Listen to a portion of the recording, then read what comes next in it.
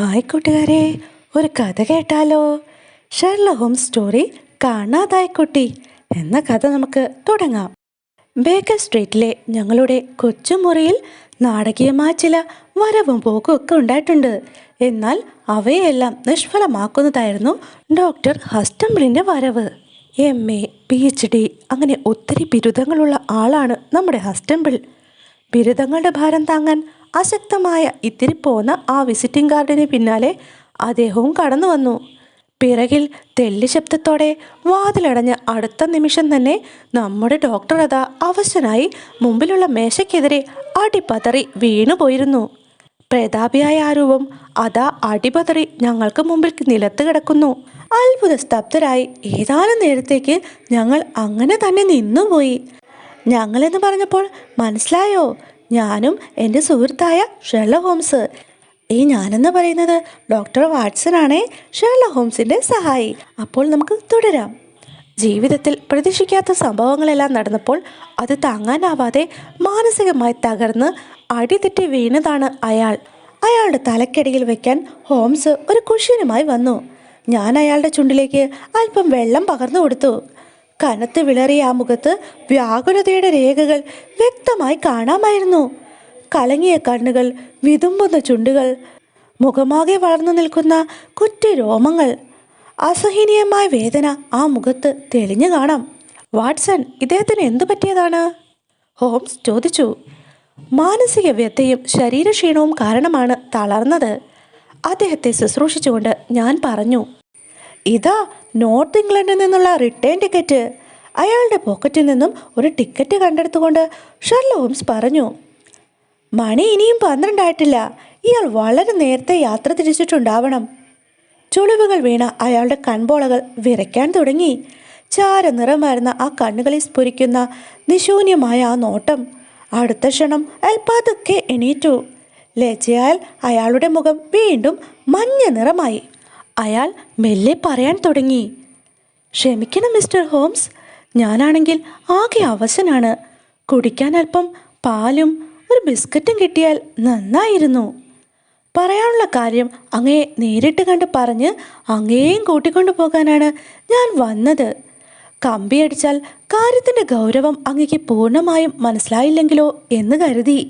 നിങ്ങളുടെ സ്ഥിതി ഒന്ന് ഭേദമാകട്ടെ, എന്നിട്ട് സംസാരിക്കാം സുഹൃത്തേ, ഹോംസ് പറഞ്ഞു. എനിക്കിപ്പോൾ ഒരു കുഴപ്പവുമില്ല. ഞാൻ എങ്ങനെ ഇത്ര ദുർബലനായി പോയെന്ന് എനിക്കറിയില്ല. ഏതായാലും മിസ്റ്റർ ഹോംസ്, അങ്ങൻ്റെ കൂടെ അടുത്ത വണ്ടിക്ക് തന്നെ മാക്കിൻടണിലേക്ക് വരണം. ഹോംസ് അത് കേട്ട് തല കുലുക്കി. എന്നിട്ട് പറയാൻ തുടങ്ങി. പ്രിയ സുഹൃത്തെ, എൻ്റെ സഹപ്രവർത്തകൻ ഡോക്ടർ വാട്സണോട് ചോദിച്ചു നോക്കൂ, ഞങ്ങളിപ്പോൾ എത്രമാത്രം തിരക്കിലാണെന്ന്. ഫെറർ ഡോക്യുമെൻസിൻ്റെ ആ കേസ്, ബെർഗാവെന്നയിലെ ആ കൊലപാതകമുണ്ടല്ലോ, അതിൻ്റെ വിചാരണ നടന്നു വരികയാണ്. തീരെ ഒഴിവാക്കാൻ വയ്യാത്ത കാര്യമാണെങ്കിലേ എനിക്ക് ലണ്ടൻ വിട്ട് പോകാൻ പറ്റൂ. ഒഴിവാക്കാൻ വയ്യാത്തതെന്നോ? സന്ദർശകൻ അത്ഭുതപ്പെട്ടു. ഹോൾഡർനെസ് പ്രഭുവിൻ്റെ ഏക മകനെ ആരോ തട്ടിക്കൊണ്ടുപോയ കഥ അങ്ങനെയും അറിഞ്ഞിട്ടില്ലെന്നോ? എന്ത്? നേരത്തെ ക്യാബിനറ്റ് മന്ത്രിയായിരുന്ന ഹോൾഡർനെസ് പ്രഭുവിനെ കുറിച്ച് തന്നെയാണോ പറയുന്നത്? അത് തന്നെ.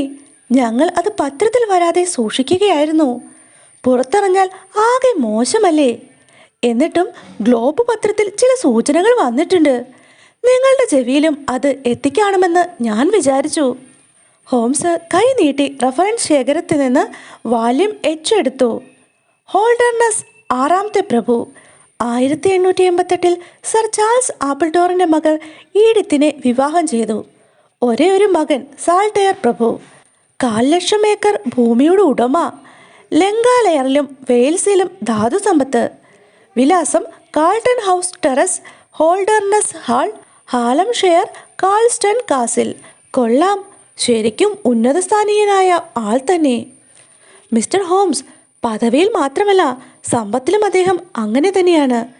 ഇത്തരം കാര്യങ്ങളിൽ താങ്കൾ വളരെ സൂക്ഷ്മതയോടെ പ്രവർത്തിക്കുമെന്നും ജോലി ചെയ്യുന്നതിലാണ് താങ്കൾ ആഹ്ലാദം കണ്ടെത്തുന്നതെന്നും ഞാൻ അറിഞ്ഞിട്ടുണ്ട്. എന്നാലും ഒരു കാര്യം പറഞ്ഞോട്ടെ, പ്രഭു ഇപ്പോഴേ വൻ സംഖ്യകൾ സമ്മാനമായി പ്രഖ്യാപിച്ചു കഴിഞ്ഞു. അദ്ദേഹത്തിൻ്റെ പുത്രൻ എവിടെയുണ്ടെന്ന് അറിയിക്കുന്നവർക്ക് 5,000 പൗണ്ട്, അവനെ തട്ടിയെടുത്തത് ആരാണെന്ന് അറിയിക്കുന്നവർക്ക് 1000 പൗണ്ട്. ഉദാരമായ വാഗ്ദാനം തന്നെ, ഹോംസ് പറഞ്ഞു. വാട്സൺ, നമുക്കേതായാലും ഡോക്ടർ ഹസ്റ്റംബിളുമൊത്ത് അവിടം വരെ ഒന്ന് പോകാം. ഇനി ഡോക്ടർ ഹസ്റ്റംബിൾ ആ പാല് കുടിച്ചതിന് ശേഷം സംഭവം ഒന്ന് വിവരിക്കൂ. എന്ന്, എപ്പോൾ, എവിടെ വെച്ചിത് സംഭവിച്ചു? മാക്കിൾട്ടണിലെ പ്രയറി സ്കൂളിലെ മേധാവിയായ ഡോക്ടർ തോണിക്രാഫ്റ്റ് ഹസ്റ്റംബിളിന് ഇതിലെന്ത് കാര്യം? പിന്നെ സംഭവം നടന്ന് 3 ദിവസത്തിനു ശേഷം നിങ്ങൾ എൻ്റെ എളിയ സേവനം തിരക്കി വന്നതിൻ്റെ കാരണം ഒക്കെ വിശദമായി പറയണം. ഹായ് കൂട്ടുകാരെ, ഞാൻ അനുവാണേ. ഞാൻ പറയുന്ന കഥകൾ നിങ്ങൾ കേൾക്കുന്നു എന്നറിയുന്നതിൽ ഒത്തിരി സന്തോഷമുണ്ട്. അതോടൊപ്പം തന്നെ എനിക്ക് ചെറിയൊരു റിക്വസ്റ്റും കൂടി ഉണ്ടേ. നിങ്ങൾ ഈ ചാനൽ സബ്സ്ക്രൈബ് ചെയ്യുവാണെങ്കിൽ എനിക്ക് വലിയൊരു പിന്തുണയായിരിക്കും. കൂട്ടുകൂടാൻ മറക്കല്ലേ. സന്ദർശകൻ പാലും ബിസ്ക്കറ്റും കഴിച്ചു. അപ്പോഴേക്കും പോയ പ്രസന്നത അയാൾ വീണ്ടെടുത്തിരുന്നു. കണ്ണുകൾ തിളങ്ങി. കവിളുകളിൽ ഒരു തുടുപ്പൊക്കെ അനുഭവപ്പെട്ടു. ഒരു ലാഘവം കൈവന്നതുപോലെ അയാൾ വാചാലനായി. ഇംഗ്ലണ്ടിലെ ഏറ്റവും നല്ല പ്രിപ്പറേറ്ററി സ്കൂളാണ് Priory. Lord Liverstock, earl of Blackwater, sir Kath Soames തുടങ്ങിയവരൊക്കെ അവരുടെ കുട്ടികളെ എന്നെയാണ് ഏൽപ്പിച്ചിരുന്നത്. എന്നാൽ എൻ്റെ സ്കൂളിൻ്റെ പ്രശംസ പരമോന്നതിയിൽ എത്തിയെന്ന് എനിക്ക് തോന്നിയത് 3 ആഴ്ച മുമ്പ് ഹോൾഡർനസ് പ്രഭു സെക്രട്ടറിയായ ജെയിംസ് വെൽഡറെ എൻ്റെ അടുത്തേക്ക് അയച്ചപ്പോഴാണ്. പ്രഭുവിൻ്റെ ഏക മകൻ 10 വയസ്സുള്ള ലോർഡ് സാൾട്ടേറെ എന്നെ ഏൽപ്പിക്കാനാണ് അദ്ദേഹം വന്നത്. എൻ്റെ ജീവിതത്തിൽ ഇவ்விധമൊരു ദൗർഭാഗ്യം വരാനിരിക്കുന്നതിൻ്റെ മുന്നോടിയാണതെന്ന് അല്പം പോലും അന്ന് ഞാൻ സംശയിച്ചില്ല. മെയ് 1-ാം തീയതി, അതായത് സമ്മർ ടൈമിൻ്റെ ആരംഭത്തിൽ കുട്ടി എത്തിച്ചേർന്നു. കാണാൻ സുമുഖനായ പയ്യൻ, ആരോടും ഇണങ്ങിപ്പോകുന്ന പ്രകൃതം. സ്വന്തം വീട്ടിലെന്നതുപോലെ സന്തോഷവാനായാണ് അവൻ ഞങ്ങളോടൊത്ത് കഴിഞ്ഞത്. മറ്റൊരു കാര്യം കൂടി ഇവിടെ പറയുന്നത് അനൗചിത്യമായിരിക്കില്ലെന്ന് കരുതുന്നു. ഇത്തരമൊരു കേസിൽ എല്ലാം തുറന്നു പറയുന്നതാണല്ലോ നല്ലത്. ഈ കുട്ടി വീട്ടിൽ അത്ര സന്തോഷവാനായിരുന്നില്ല. നമ്മുടെ പ്രഭുവിൻ്റെ ദാമ്പത്യ ജീവിതത്തിലെ അലോസരങ്ങൾ പരസ്യമായ രഹസ്യമാണ്. പുള്ളിക്കാരൻ ഭാര്യയുമായി എന്നും ഉരസലിലായിരുന്നു. അവസാനം പരസ്പര സമ്മതത്തോടെ തന്നെ അവർ വേർപിരിഞ്ഞു. പ്രഫേ ഫ്രാൻസിൻ്റെ തെക്ക് ഭാഗത്തെവിടെയോ മാറി താമസിക്കുകയും ചെയ്തു. എന്നാൽ പയ്യന് താല്പര്യം മുഴുവൻ അമ്മയിലായിരുന്നു. അമ്മ പോയതോടെ അവനാകെ മന്ദതയായി. അതുകൊണ്ടുകൂടിയാണ് പ്രഭു അവനെ എൻ്റെ സ്കൂളിലേക്ക് അയച്ചത്. 1-2 ആഴ്ചയ്ക്കുള്ളിൽ അവൻ ഞങ്ങളുമായി നല്ലതുപോലെ ഇണങ്ങിച്ചേർന്നു. തീർത്തും ഉല്ലാസവനായിരുന്നു അവൻ. അവനെ ഏറ്റവും ഒടുവിലായി ഞങ്ങൾ കാണുന്നത് മെയ് 13 രാത്രി, അതായത് കഴിഞ്ഞ തിങ്കളാഴ്ചയാണ്. 2ാമത്തെ നിലയിലാണ് അവൻ്റെ മുറി. അതിനകത്തേക്ക് കയറേണ്ടത് മറ്റൊരു വലിയ മുറിയിലൂടെയാണ്. അവിടെയാണെങ്കിൽ വേറെ 2 കുട്ടികൾ കിടന്നുറങ്ങുന്നുണ്ടായിരുന്നു. ആ കുട്ടികൾ എന്തെങ്കിലും ശബ്ദം കേട്ടതായോ എന്തെങ്കിലും കണ്ടതായോ പറയുന്നില്ല. അപ്പോൾ സാൾട്ടയർ അതിലേ അല്ല പുറത്തു കടന്നത് എന്നല്ലേ വിചാരിക്കാൻ. അവൻ്റെ മുറിയുടെ ജനാല തുറന്നു കിടക്കുകയായിരുന്നു. നല്ല ബലമുള്ള ഒരു തരം വള്ളിച്ചെടി താഴേക്ക് പടർന്നു കിടക്കുന്നുണ്ട്. താഴെ കാൽപ്പാടുകളൊന്നും കണ്ടില്ലെങ്കിലും വേറൊരാൾ അറിയാതെ പുറത്തു പോകാൻ ഇതല്ലാതെ വേറെ മാർഗമില്ല. ചൊവ്വാഴ്ച രാവിലെ 7 മണിക്കാണ് സാൾട്ടയറുടെ അസാന്നിധ്യം ശ്രദ്ധിക്കപ്പെട്ടത്. കിടക്കയിൽ രാത്രി ഉറങ്ങിയ ലക്ഷണമുണ്ട്. സ്കൂളിലെ പതിവ് വേഷമായ കറുത്ത ഈറ്റൺ ജാക്കറ്റും കടുംചാര ട്രൗസറും ധരിച്ചാണ് അവൻ പുറപ്പെട്ടു പോയിട്ടുള്ളത്. ആരെങ്കിലും അവൻ്റെ മുറിക്കകത്ത് കയറിയതായ ലക്ഷണമൊന്നുമില്ല. കരച്ചിലോ ബഹളമോ ഉണ്ടായതായും കരുതാൻ വയ്യ. അങ്ങനെ എന്തെങ്കിലും ഉണ്ടായെങ്കിൽ അകത്തെ മുറിയിൽ കിടന്നിരുന്ന കുട്ടികൾ, മുതിർന്നയാൾ കോണ്ടർ അത് കേൾക്കുമായിരുന്നു. അത്ര ഗാഢമായി ഉറങ്ങുന്ന പ്രകൃതമല്ല അവൻ്റേത്. സാൾട്ടയറുടെ തിരോധാനം അറിഞ്ഞ ഉടനെ ഞാൻ സ്ഥാപനത്തിലുള്ള എല്ലാവരുടെയും ഹാജരെടുത്തു. കുട്ടികൾ, അധ്യാപകർ, മറ്റു ജോലിക്കാർ. അപ്പോഴാണ് സാൾട്ടയർ ഒറ്റയ്ക്കല്ല പലായനം ചെയ്തിരിക്കുന്നതെന്ന് മനസ്സിലായത്. ജർമ്മൻ അധ്യാപകനായ ഹൈഡ്ഗറും അപ്രത്യക്ഷനായിരിക്കുന്നു. 2ാമത്തെ നിലയിൽ കെട്ടിടത്തിൻ്റെ അങ്ങേയറ്റത്ത് സാൾട്ടയറുടെ മുറിയുടെ അതേ നിലയിൽ തന്നെയാണ് ഹൈഡ്ഗറുടെ മുറി. അയാൾ രാത്രി ബെഡിൽ ഉറങ്ങിയ ലക്ഷണമുണ്ട്. എന്നാൽ ഒരു പ്രത്യേകത എന്ന് പറയാൻ അയാൾ ശരിക്കും വസ്ത്രദാനം ചെയ്തല്ല പുറത്തു പോയിരിക്കുന്നത്. അയാളുടെ ഷർട്ടും സോക്സും നിലത്ത് വീണ് കിടപ്പുണ്ടായിരുന്നു. അയാൾ വള്ളിയിൽ തൂങ്ങിയാണ് താഴെ ഇറങ്ങിയിരിക്കുന്നത്. പുറന്തളത്തിൽ പതിഞ്ഞു കിടക്കുന്ന കാൽപ്പാടുകൾ വ്യക്തവുമാണ്. അയാളുടെ സൈക്കിൾ പുറത്തുള്ള ഷെഡിലാണ് സൂക്ഷിച്ചിരുന്നത്. അതും കാണാനില്ല. കഴിഞ്ഞ 2 വർഷമായി അയാൾ എന്നോടൊപ്പമുണ്ട്. ഏറ്റവും നല്ല സാക്ഷ്യപത്രങ്ങളുമായാണ് അയാൾ വന്നത്. സ്വതേ ഒരു മൗനിയായ മനുഷ്യൻ. അധ്യാപകരുടെ ഇടയിലോ വിദ്യാർത്ഥികളുടെ ഇടയിലോ അയാൾ അത്ര പോപ്പുലർ ആയിരുന്നില്ല. ഏതായാലും രണ്ടുപേരെയും ഇപ്പോൾ കാണാനില്ല. ഹോൾഡർനസ് ഹാളിൽ ഞങ്ങൾ അപ്പോൾ തന്നെ അന്വേഷണം നടത്തി.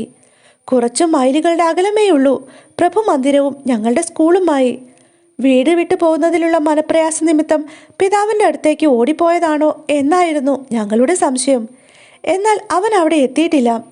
പ്രഭു ആകെ പരിഭ്രാന്തനായി. എന്തിനത് പറയുന്നു? എൻ്റെ നിലയെന്ന് നിങ്ങളിപ്പോൾ കണ്ടതല്ലേ. മനസ്സംഘർഷവും ഉത്തരവാദിത്തബോധവും എന്നെ ഈ പാകത്തിലാക്കി. മിസ്റ്റർ ഹോംസ്, അങ്ങയുടെ മുഴുവൻ കഴിവും ഉപയോഗിച്ച് ഇക്കാര്യത്തിൽ വേണ്ടത് ചെയ്യുക. ഇതിനേക്കാൾ നല്ല ഒരു കേസ് താങ്കളുടെ ജീവിതത്തിൽ കിട്ടില്ല. ആ അസ്വസ്ഥചിത്തനായ അധ്യാപകന്റെ പരിവേദനങ്ങൾ ഷെർലക് ഹോംസ് അങ്ങേയറ്റം ശ്രദ്ധയോടെ കേട്ടിരുന്നു.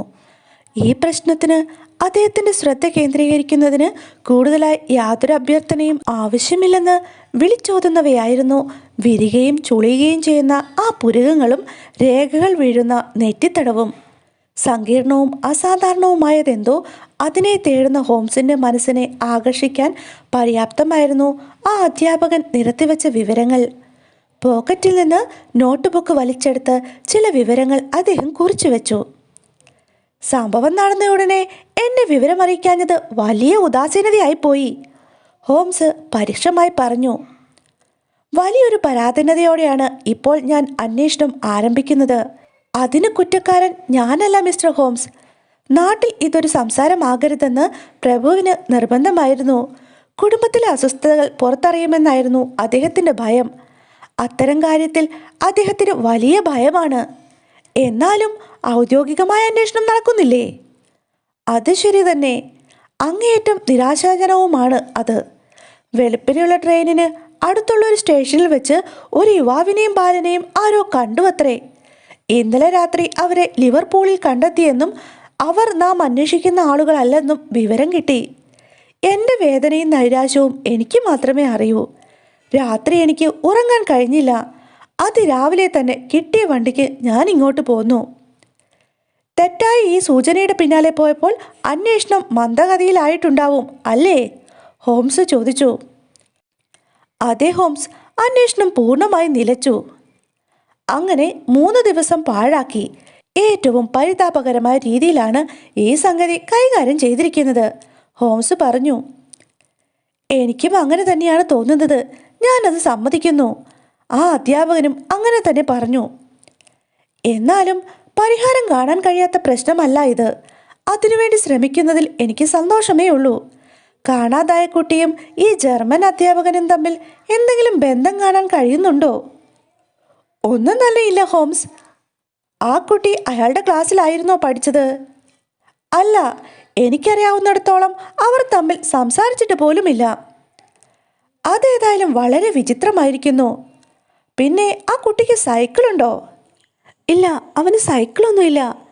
വേറെ ഏതെങ്കിലും സൈക്കിൾ ഇവിടെ നിന്ന് അന്ന് കാണാതെ പോയിട്ടുണ്ടോ? ഇല്ല. തീർച്ചയാണോ? അതെ, തീർച്ചയാണ്. രാത്രിയിൽ പയ്യനെയും കയ്യിലെടുത്ത് സൈക്കിൾ ചവിട്ടി ആ ജർമ്മൻകാരൻ കടന്നു കളഞ്ഞതാണെന്ന് നിങ്ങൾ സൂചിപ്പിക്കുന്നില്ലല്ലോ? തീർച്ചയായും ഇല്ല. അപ്പോൾ പിന്നെ എന്താണ് നിങ്ങളുടെ ഊഹാപോഹം? സൈക്കിൾ നമ്മെ വഴിതെറ്റിക്കാനുള്ളതായിരിക്കാം. അത് എവിടെയെങ്കിലും മറച്ചു വെച്ചിട്ട് അവർ നടന്നായിരിക്കണം സ്ഥലം വിട്ടത്. ശരിയായിരിക്കാം. എന്നാലും അത് തീരെ യുക്തിഹീനമായ ഒരു കപട ഉപായമല്ലേ? ഷെഡിൽ വേറെയും സൈക്കിളുകൾ ഉണ്ടായിരുന്നോ? ഉണ്ടായിരുന്നു, നിരവധി എണ്ണം. അവർ സൈക്കിളിൽ പോയി എന്ന ധാരണ പരത്താനാണെങ്കിൽ 2 സൈക്കിളുകൾ ഒളിച്ചു വെക്കേണ്ടതായിരുന്നില്ലേ? അത് ശരിയാണ്. തീർച്ചയായും അങ്ങനെയേ ചെയ്യൂ. അതുകൊണ്ട് വഴിതെറ്റിക്കൽ സിദ്ധാന്തം തൽക്കാലത്തേക്ക് നമുക്ക് മാറ്റിവെക്കാം. എന്നാലും ഇക്കാര്യം അന്വേഷണത്തിന് നല്ലൊരു തുടക്കമാണ്. എളുപ്പത്തിൽ മറച്ചു വെക്കാനോ നശിപ്പിക്കാനോ പറ്റിയ സാധനമല്ലല്ലോ സൈക്കിൾ. മറ്റൊരു ചോദ്യം, കുട്ടിയെ കാണാതായതിൻ്റെ അന്നോ അതിനു മുമ്പോ അവനെ തിരക്കി ആരെങ്കിലും ഇവിടെ വന്നിരുന്നോ? ഇല്ല. കത്ത് വല്ലതും ഉണ്ടായിരുന്നോ? ഓവ്, ഒരെണ്ണം ഉണ്ടായിരുന്നു. ആരുടെ? അവൻ്റെ അച്ഛൻ അയച്ചത്. അപ്പോൾ കുട്ടികൾക്ക് വരുന്ന എഴുത്തുകൾ നിങ്ങൾ പൊട്ടിക്കാറുണ്ടോ? ഇല്ല. പിന്നെ എങ്ങനെ മനസ്സിലായി കത്തത് അവൻ്റെ അച്ഛൻ്റേതാണെന്ന്? കവറിന് പുറത്തെ മുദ്രയും വിലാസം എഴുതിയിരുന്ന കൈപ്പടയും കണ്ട് മനസ്സിലാക്കി. മാത്രമല്ല അങ്ങനെ ഒരു കത്തയച്ചതായി പ്രഭു ഓർമ്മിക്കുന്നുമുണ്ട്. അതിനു മുമ്പ് എപ്പോഴാണ് എഴുത്ത് വന്നിട്ടുള്ളത്? വളരെ ദിവസങ്ങളായി എഴുത്തൊന്നുമില്ലായിരുന്നു. ഫ്രാൻസിൽ നിന്ന് വല്ല കത്തും വന്നിരുന്നോ? ഇല്ല, ഒന്നും വന്നിട്ടില്ല. ഒന്നുകിൽ കുട്ടിയെ ബലമായി കൊണ്ടുപോയതാണ്, അല്ലെങ്കിൽ അവൻ സൊമനസാല ഇറങ്ങി പുറപ്പെട്ടതാണ്. സൊമനസാലയാണ് പോയതെങ്കിൽ പുറമേ നിന്നുള്ള പ്രേരണയില്ലാതെ ഒരു കൊച്ചുകുട്ടി അത് ചെയ്യില്ല. സന്ദർശകരാരും വന്നിട്ടില്ലെങ്കിൽ ആ പ്രേരണ കത്തിലൂടെയാണ് ഉണ്ടായിട്ടുള്ളത്. അതുകൊണ്ടാണ് കുട്ടിക്ക് കത്തയക്കുന്നത് ആരൊക്കെയാണ് എന്ന് ഞാൻ ചോദിച്ചത്. ഇക്കാര്യത്തിൽ കൂടുതലൊന്നും പറയാൻ എനിക്ക് കഴിയില്ല. എൻ്റെ അറിവിൽ പ്രഭു മാത്രമേ അവന് കത്തയക്കാറുള്ളൂ. അവൻ അപ്രത്യക്ഷനായ അന്നും അച്ഛൻ്റെ കത്താണല്ലോ അവന് കിട്ടിയിരുന്നത്. അച്ഛനും മകനും രമ്യതയിലാണോ കഴിഞ്ഞു വന്നിരുന്നത്? പ്രഭു അങ്ങനെ ആരുമായും സൗഹൃദം പുലർത്തുന്ന ആളല്ല. പൊതുപ്രശ്നങ്ങളിൽ സമ്പൂർണമായും മുഴുകിക്കഴിയുന്ന അദ്ദേഹത്തെ സാധാരണ വികാരങ്ങൾ അലട്ടാറുമില്ല. എന്നാലും അദ്ദേഹത്തിൻ്റെതായ രീതിയിൽ അദ്ദേഹം മകനുമായി ഇഷ്ടത്തിലായിരുന്നു. എന്നാൽ മകന് സ്നേഹം അമ്മയോടാണല്ലേ? അതെ. എന്നവൻ പറഞ്ഞിട്ടുണ്ടോ? ഇല്ല. പ്രഭു പറഞ്ഞിട്ടുണ്ടോ? ഇല്ല. പിന്നെ നിങ്ങൾ എങ്ങനെ മനസ്സിലാക്കി? അദ്ദേഹത്തിൻ്റെ സെക്രട്ടറി ജെയിംസ് വൈൽഡറുമായി ഞാൻ അല്പം സംസാരിച്ചു. അദ്ദേഹമാണ് ഇക്കാര്യങ്ങൾ എന്നോട് പറഞ്ഞത്. പ്രഭുവിൻ്റെ അവസാനം വന്ന കത്ത് അത് പയ്യൻ്റെ മുറിയിൽ നിന്നും കണ്ടു കിട്ടിയോ? ഇല്ല, അതും അവൻ കൂടെ കൊണ്ടുപോയിട്ടുണ്ടാവണം. മിസ്റ്റർ ഹോംസ്, നമുക്ക് യൂസ്റ്റണിലേക്ക് പുറപ്പെടാൻ സമയമായിട്ടുണ്ട്. ശരി, നമുക്ക് ഉടനെ തന്നെ പുറപ്പെടണം. ഞാനൊരു വണ്ടി ഏർപ്പാട് ചെയ്യാം. 10-15 മിനിറ്റിനകം ഞങ്ങൾ ഇറങ്ങിക്കഴിഞ്ഞു. ഡോക്ടർ ഹസ്റ്റംബിളിൻ്റെ പ്രസിദ്ധമായ ആ വിദ്യാലയത്തിൽ ഞങ്ങൾ എത്തിച്ചേർന്നപ്പോഴേക്കും നേരം നന്നേ ഇരുട്ടിക്കഴിഞ്ഞിരുന്നു. പോരാത്തതിന് നല്ല തണുപ്പും. മുൻവശത്തെ മേശയിൽ തന്നെ ഒരു വിസിറ്റിംഗ് കാർഡ് കിടപ്പുണ്ടായിരുന്നു. കുശിനിക്കാരൻ വന്ന് ഹസ്റ്റംബിളുടെ ചെവിയിൽ എന്തോ മന്ത്രിക്കുകയും ചെയ്തു. ഉദ്യോഗത്തോടെ അദ്ദേഹം ഞങ്ങളുടെ നേരെ തിരിഞ്ഞു. പ്രഭു എത്തിയിട്ടുണ്ട്, അദ്ദേഹം പറഞ്ഞു. പ്രഭുവും സെക്രട്ടറി വൈൽഡറും നമ്മെ കാത്തിരിക്കുന്നു. വരൂ, ഞാൻ പരിചയപ്പെടുത്താം. പ്രസിദ്ധനായ ആ രാഷ്ട്രതന്ത്രജ്ഞൻ്റെ ചിത്രങ്ങൾ കണ്ട് എനിക്ക് പരിചയമുണ്ടായിരുന്നു. എന്നാൽ അതിൽ നിന്ന് വളരെ വ്യത്യസ്തമായിരുന്നു യഥാർത്ഥത്തിലുള്ള അദ്ദേഹത്തിൻ്റെ ചിത്രം. ഒത്ത ഉയരമുള്ള ആകാരം, അന്തസ്സായി വസ്ത്രം ധരിച്ചിരിക്കുന്നു, നീണ്ടു വളഞ്ഞ സവിശേഷമായ നാസിക. അദ്ദേഹത്തിൻ്റെ ശരീരത്തിന് വിളറിയ നിറമായിരുന്നതിനാൽ ആ ചെമ്പൻ താടി കൂടുതൽ എഴുന്നു നിന്നു. വാച്ചിൻ്റെ ചങ്ങല പോക്കറ്റിൽ നിന്നും ഊർന്നു കിടക്കുന്നു.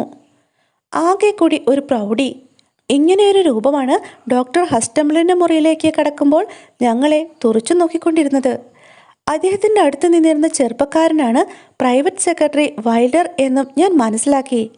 ഇളം നീല കണ്ണുകളും ആകർഷകമായ രൂപഭാവവുമുള്ള ആ യുവാവിന് ബുദ്ധിയും കാര്യപ്രാപ്തിയും ഉണ്ടെന്ന് വ്യക്തമാണ്. സംഭാഷണം തുടങ്ങി വെച്ചതും അയാൾ തന്നെയായിരുന്നു. ഡോക്ടർ ഹസ്റ്റംബിൾ, ഇന്നു രാവിലെ ഞാൻ ഇവിടെ വന്നിരുന്നു. പക്ഷേ അപ്പോഴേക്കും താങ്കൾ ലണ്ടനിലേക്ക് പുറപ്പെട്ടു കഴിഞ്ഞിരുന്നു. കേസ് അന്വേഷണത്തിന് ഷെർലക് ഹോംസിനെ ക്ഷണിക്കാനാണ് താങ്കൾ പോയതെന്ന് ഞാൻ മനസ്സിലാക്കുന്നു. മുൻകൂട്ടി ആലോചിക്കാതെ താങ്കൾ ഇങ്ങനെയൊരു നടപടി സ്വീകരിച്ചത് പ്രഭുവിനെ ആശ്ചര്യപ്പെടുത്തിയിരിക്കുന്നു. പോലീസ് പരാജയപ്പെട്ട സ്ഥിതിക്ക്? പോലീസ് പരാജയപ്പെട്ടുവെന്ന് പ്രഭു കരുതുന്നില്ല. പക്ഷേ വാസ്തവം അതല്ലേ മിസ്റ്റർ വൈൽഡർ? ഇക്കാര്യം പൊതുജനശ്രദ്ധയിൽ പെടരുതെന്ന് പ്രഭുവിന് നിർബന്ധമുള്ള കാര്യം അറിയില്ലേ താങ്കൾക്ക്? കഴിയുന്നത്ര രഹസ്യമായി ഇക്കാര്യം സൂക്ഷിക്കാനാണ് പ്രഭു ആഗ്രഹിക്കുന്നത്. അങ്ങനെയെങ്കിൽ അത് എളുപ്പം പരിഹരിക്കാവുന്നതേ ഉള്ളൂ. രാവിലത്തെ വണ്ടിക്ക് തന്നെ മിസ്റ്റർ ഷെർലക് ഹോംസ് ലണ്ടനിലേക്ക് മടങ്ങിക്കോളും, ഡോക്ടർ പറഞ്ഞു. ഇല്ല ഡോക്ടർ, ഇല്ല, സൗമ്യമായ ശബ്ദത്തിൽ ഹോംസ് പറഞ്ഞു. ഈ വടക്കൻ കാറ്റ് വളരെ ആരോഗ്യകരമാണ്. ഏതായാലും ഇവിടം വരെ വന്ന സ്ഥിതിക്ക് കുറച്ച് ദിവസം ഇവിടെ ചെലവഴിച്ചിട്ടേ ഞാൻ പോകുന്നുള്ളൂ. താങ്കളുടെ കൂടെ താമസിക്കാമെങ്കിൽ അങ്ങനെയാകാം, അല്ലെങ്കിൽ ഞാൻ സത്രത്തിൽ താമസിച്ചു കൊള്ളാം. ഡോക്ടർ ആകെ ആശയക്കുഴപ്പത്തിലായി. എന്താണ് പറയേണ്ടതെന്നറിയാതെ അദ്ദേഹം കുഴങ്ങുമ്പോൾ ചുവന്ന താടിക്കാരൻ പ്രഭുവിൻ്റെ കനത്ത ശബ്ദം അവിടെ മുഴങ്ങി. ഡോക്ടർ ഹസ്റ്റംബിൾ, മിസ്റ്റർ വൈൽഡർ പറഞ്ഞതിനോട് ഞാൻ പൂർണ്ണമായി യോജിക്കുന്നു. ഈ തീരുമാനമെടുക്കുന്നതിന് മുമ്പ് താങ്കൾക്ക് എന്നോട് ആലോചിക്കാമായിരുന്നു. ഇപ്പോൾ ഏതായാലും മിസ്റ്റർ ഹോംസ് ഇവിടെ എത്തിക്കഴിഞ്ഞ സ്ഥിതിക്ക് അദ്ദേഹത്തിൻ്റെ സേവനം നമ്മൾ പ്രയോജനപ്പെടുത്താതിരിക്കുന്നത് ശരിയല്ല. മിസ്റ്റർ ഹോംസ്, സത്രത്തിൽ തങ്ങുന്നതിനേക്കാൾ നല്ലത് താങ്കൾ എന്നോടൊത്ത് ഹോൾഡർനെസ് ഹാളിലേക്ക് പോരുന്നതായിരിക്കും. അങ്ങയ്ക്ക് നന്ദി. എന്നാലും അന്വേഷണം ഫലപ്രദമാവുന്നതിന് ഞാൻ സംഭവസ്ഥലത്ത് തന്നെ ഉണ്ടായിരിക്കുന്നതാണ് നല്ലതെന്ന് എനിക്ക് തോന്നുന്നു, ഹോംസ് വിനയത്തോടെ പറഞ്ഞു. താങ്കളുടെ ഇഷ്ടം പോലെ. എനിക്കോ മിസ്റ്റർ വൈൽഡർക്കോ അറിയാവുന്ന ഏത് വിവരവും താങ്കൾക്ക് പ്രയോജനപ്പെടുത്താവുന്നതാണ്, പ്രഭു വീണ്ടും പറഞ്ഞു. ഞാൻ ഹോൾഡർനെസ്സിലെത്തി അങ്ങയോട് വിശദമായി സംസാരിച്ചു കൊള്ളാം. അതിനു മുമ്പായി ഇപ്പോൾ ഒരു ചോദ്യം മാത്രം. അങ്ങയുടെ മകൻ്റെ തിരോധാനത്തെക്കുറിച്ച് അങ്ങയ്ക്ക് എന്തെങ്കിലും വിശദീകരണം നൽകാനുണ്ടോ? ഒന്നുമില്ല, എനിക്ക് യാതൊരു ഊഹവുമില്ല. അങ്ങയ്ക്ക് മനോവേദന ഉളവാക്കുന്നതാണെങ്കിൽ പോലും ഒന്നുകൂടി ചോദിച്ചോളട്ടെ. ഇക്കാര്യത്തിൽ പ്രഭിക്ക് എന്തെങ്കിലും പങ്കുള്ളതായി അങ്ങ് സംശയിക്കുന്നുണ്ടോ? അല്പനേരത്തെ സന്ദേഹത്തിനു ശേഷം അദ്ദേഹം പറഞ്ഞു, ഇല്ല. എങ്കിൽ പിന്നെ സംശയിക്കാവുന്ന ഒരു കാര്യമുണ്ട്. കുട്ടിയെ തട്ടിക്കൊണ്ടുപോയി അങ്ങയിൽ നിന്ന് പണം ഈടാക്കുക. അങ്ങനെ എന്തെങ്കിലും സൂചന ലഭിച്ചിട്ടുണ്ടോ? ഇല്ല. ഒരു ചോദ്യം കൂടി. കുട്ടി അപ്രത്യക്ഷനായ അന്ന് അങ്ങ് അവനൊരു കത്ത് എഴുതിയതായി ഞാൻ അറിഞ്ഞു. ഇല്ല, അതിൻ്റെ തലേ ദിവസമാണ് ഞാൻ എഴുതിയത്. അതെ, പക്ഷേ സംഭവം നടന്ന ദിവസമാണ് അവന് കത്ത് കിട്ടിയത്. അത് ശരിയാണ്. അവനെ അസ്വസ്ഥനാക്കുന്നതോ ഇത്തരമൊരു കാര്യം ചെയ്യാൻ പ്രേരിപ്പിക്കുന്നതോ ആയ എന്തെങ്കിലും കത്തിലുണ്ടായിരുന്നോ? തീർച്ചയായും ഇല്ല. കത്ത് തപാലിലിട്ടത് അങ്ങ് തന്നെ ആയിരുന്നോ? പ്രഭുവിന് ഉത്തരം നൽകാൻ അവസരം കൊടുക്കാതെ പ്രകടമായ കോപത്തോടെ സെക്രട്ടറി ഇടയ്ക്ക് കയറി പറഞ്ഞു, എഴുതുന്ന കത്തുകളെല്ലാം സ്വയം തപാലിലിടുന്ന സ്വഭാവം അദ്ദേഹത്തിനില്ല. മറ്റു കത്തുകളുടെ കൂട്ടത്തിൽ ഇതും പോസ്റ്റ് ബാഗിലിട്ടത് ഞാനാണ്. ഈ കത്തും അക്കൂട്ടത്തിലുണ്ടായിരുന്നു എന്ന് താങ്കൾക്ക് ഉറപ്പുണ്ടോ? ഓവ്, ഞാനത് പ്രത്യേകം കണ്ടതാണ്. വൈൽഡർ പറഞ്ഞു. അന്നേ ദിവസം പ്രഭു എത്ര കത്തെഴുതി കാണും? 20ഓ 30ഓ. ധാരാളം കത്തുകൾ ഞാൻ എഴുതുന്നതാണ്. ഇവിടെ ഞാൻ എഴുതുന്ന കത്തുകളുടെ എണ്ണത്തിൻ്റെ ആവശ്യം എന്താണെന്ന് എനിക്ക് മനസ്സിലാവുന്നില്ല.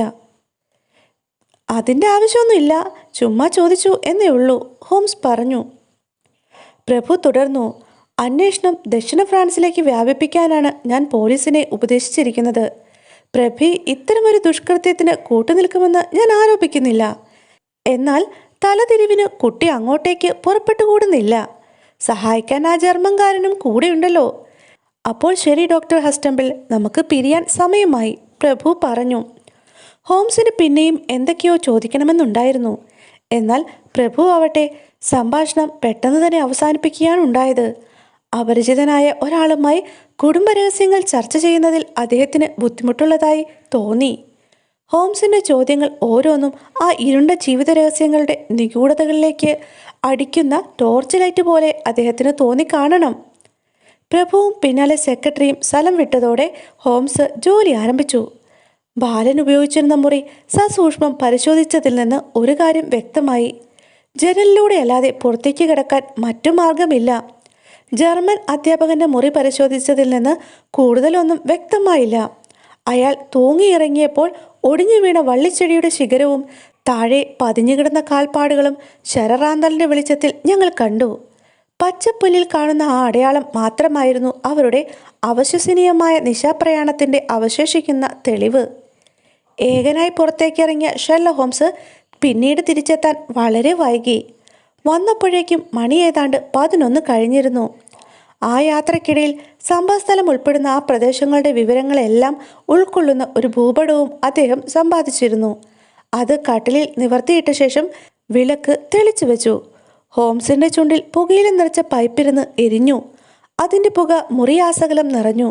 ആ ധൂമപ്രസരത്തിൽ അനാവരണം ചെയ്യാനിരിക്കുന്ന രഹസ്യങ്ങളിലേക്കുള്ള ചൂണ്ടുപലക എന്നോണം ഭൂപടത്തിലെ ചില ഭാവങ്ങൾ അദ്ദേഹം പൈപ്പ് കൊണ്ട് തൊട്ടു കാണിക്കുന്നുണ്ടായിരുന്നു. കാര്യങ്ങൾ പതുക്കെ വ്യക്തമായി വരുന്നുണ്ട്, അദ്ദേഹം പറഞ്ഞു. ഇതുമായി ബന്ധപ്പെട്ട ചില സംഗതികൾ ഓർത്തിരിക്കേണ്ടതാണ്. ഈ ആരംഭഘട്ടത്തിൽ ഭൂമിശാസ്ത്രപരമായ ചില കാര്യങ്ങൾ ആദ്യം നാം അറിഞ്ഞിരിക്കണം. അത് അന്വേഷണത്തിന് വളരെ സഹായകരമായിരിക്കും. ഭൂപടത്തിലേക്ക് പൈപ്പ് ചൂണ്ടിക്കൊണ്ട് ഹോംസ് തുടർന്നു. ഇതാ ഈ കാണുന്ന കറുത്ത ചതുരമാണ് സ്കൂൾ. അവിടെ ഒരു പിൻ കുത്താം. ഈ രേഖയാണ് മെയിൻ റോഡ്. സ്കൂളിന് മുന്നിലൂടെ കിഴക്ക് പടിഞ്ഞാറായി നീണ്ടുപോകുന്ന ഈ റോഡിന് സ്കൂളിൽ നിന്ന് 2 വശത്തേക്കും 1 മൈൽ വരെ ഉപറോഡുകളില്ല. റോഡ് വഴിയാണ് നമ്മുടെ കക്ഷികൾ കടന്നിട്ടുള്ളതെങ്കിൽ അത് ഈ റോഡ് വഴി മാത്രമേ പോകാൻ സാധ്യതയുള്ളൂ. സംഭവം നടന്ന രാത്രിയിൽ ഈ റോഡിൽ സംഭവിച്ച കാര്യങ്ങൾ എനിക്ക് ഏറെക്കുറെ അന്വേഷിച്ചറിയാൻ കഴിഞ്ഞിട്ടുണ്ട്. ഇതാ ഞാൻ ഈ പൈപ്പ് കുത്തിയിരിക്കുന്ന ഭാഗത്ത് 12 മുതൽ 6 വരെ ഒരു കോൺസ്റ്റബിൾ ഡ്യൂട്ടിയിലുണ്ടായിരുന്നു. കിഴക്കോട്ട് പോയാൽ ആദ്യം കാണുന്ന കവലയാണിത്. 1 മിനിറ്റ് നേരത്തേക്ക് പോലും ഡ്യൂട്ടി സ്ഥലം വിട്ടുപോയിട്ടില്ലെന്ന് കോൺസ്റ്റബിൾ ആണയിട്ട് പറഞ്ഞു. ഒരു യുവാവും ബാലനും ആ വഴി കടന്നു പോയിട്ടില്ലെന്ന് അയാൾ ഉറപ്പിച്ചു പറയുന്നു. ഞാൻ ആ പോലീസുകാരനുമായി സംസാരിച്ചു. അയാൾ പറയുന്നത് അവിശ്വസിക്കേണ്ട കാര്യമില്ല. എങ്കിൽ നമുക്കിനി പടിഞ്ഞാറോട്ട് പോകാം. റെഡ് ബുൾ സത്രത്തിന് മുന്നിലൂടെയാണ് വഴി കടന്നു പോകുന്നത്. സത്രത്തിൻ്റെ ഉടമസ്ഥയായ സ്ത്രീ അന്ന് രാത്രി തീരെ സുഖമില്ലാതെ കിടക്കുകയായിരുന്നു. അത്യാവശ്യമായി ഡോക്ടറെ വിളിക്കാൻ മാക്കിൽട്ടണിലേക്ക് ആളെ അയച്ചതിനു ശേഷം മറ്റുള്ളവർ കാത്തിരുന്നു. ഡോക്ടർ അന്നേരം സ്ഥലത്തില്ലാതിരുന്നതുകൊണ്ട് രാവിലെയാണ് എത്തിയത്. ഡോക്ടറെ കാത്തുകൊണ്ട് സത്രത്തിലുള്ളവർ വെളുക്കുവോളം റോഡിലേക്ക് തന്നെ കണ്ണും നട്ടിരിക്കുകയായിരുന്നു എന്നാണ് അവർ പറയുന്നത്. അവർ പറയുന്നത് വിശ്വസിക്കാമെങ്കിൽ ആ വഴിയിലൂടെയും നമ്മുടെ ആളുകൾ കടന്നു പോയിട്ടില്ല. അങ്ങനെയെങ്കിൽ ഒന്ന് മനസ്സിലാക്കാം, ഒളിച്ചോടുന്നതിന് നമ്മുടെ പുള്ളികൾ പൊതുവഴി ഉപയോഗിച്ചിട്ടേയില്ല. അപ്പോൾ സൈക്കിളോ? ഞാൻ ചോദിച്ചു. ശരി, ഇനി നമുക്ക് സൈക്കിളിൻ്റെ കാര്യമെടുക്കാം. എൻ്റെ വാദം തന്നെ തുടരട്ടെ. നമ്മുടെ ആളുകൾ റോഡിലൂടെ അല്ല കടന്നു കളഞ്ഞതെങ്കിൽ പിന്നെ സ്കൂളിൻ്റെ തെക്കും വടക്കുമുള്ള മാർഗങ്ങളെയുള്ളൂ രക്ഷപ്പെടാൻ. അത് തീർച്ചയായ കാര്യമാണ്. നമുക്ക് രണ്ടും പരിശോധിച്ച് നോക്കാം. തെക്ക് ഭാഗത്ത് വയലുകളാണ്, ചെറിയ ചെറിയ കൃഷിയിടങ്ങൾ. മിക്കതിനും കുറുകയും നെടുകയും കയ്യാലകളും കൽമതിലുകളുമുണ്ട്. അതിലെ സൈക്കിൾ ചവിട്ടിപ്പോവുക പ്രയാസം തന്നെയാണ്. അതുകൊണ്ട് ആ മാർഗം ഉപേക്ഷിക്കാം. പിന്നെയുള്ളത് വടക്കോട്ടാണ്. ഈ മാർക്ക് ചെയ്തിരിക്കുന്നത് ഒരു കുറ്റിക്കാടാണ്. ഇതിനപ്പുറം നടക്കാവുകളും തോട്ടങ്ങളുമായി ലോവർ ഗിൽമൂർ വരെ ഏതാണ്ട് 10 മൈലുകളോളം നീണ്ടുകിടക്കുന്ന വഴി ചെങ്കുത്തായി പോകുന്നു. ഒരു വശം നിറയെ കാടാണ്. ഈ വിജനതയുടെ അപ്പുറത്താണ് ഹോൾഡർനെസ് ഹാള്. റോഡിലൂടെ പോയാൽ 10 മൈലും കാട്ടിലൂടെ കടന്നാൽ 6 മൈലും ദൂരം വരും. ആളൊഴിഞ്ഞ പ്രദേശമാണിത്. കുറച്ച് കൃഷിക്കാരും അവരുടെ ആടുമാടുകളും മാത്രമാണ് ഇവിടെയുള്ളത്. പിന്നെയുള്ളത് ആട്ടുകാട്ടിക്കുരുവികളും മുണ്ടിപ്പക്ഷികളും.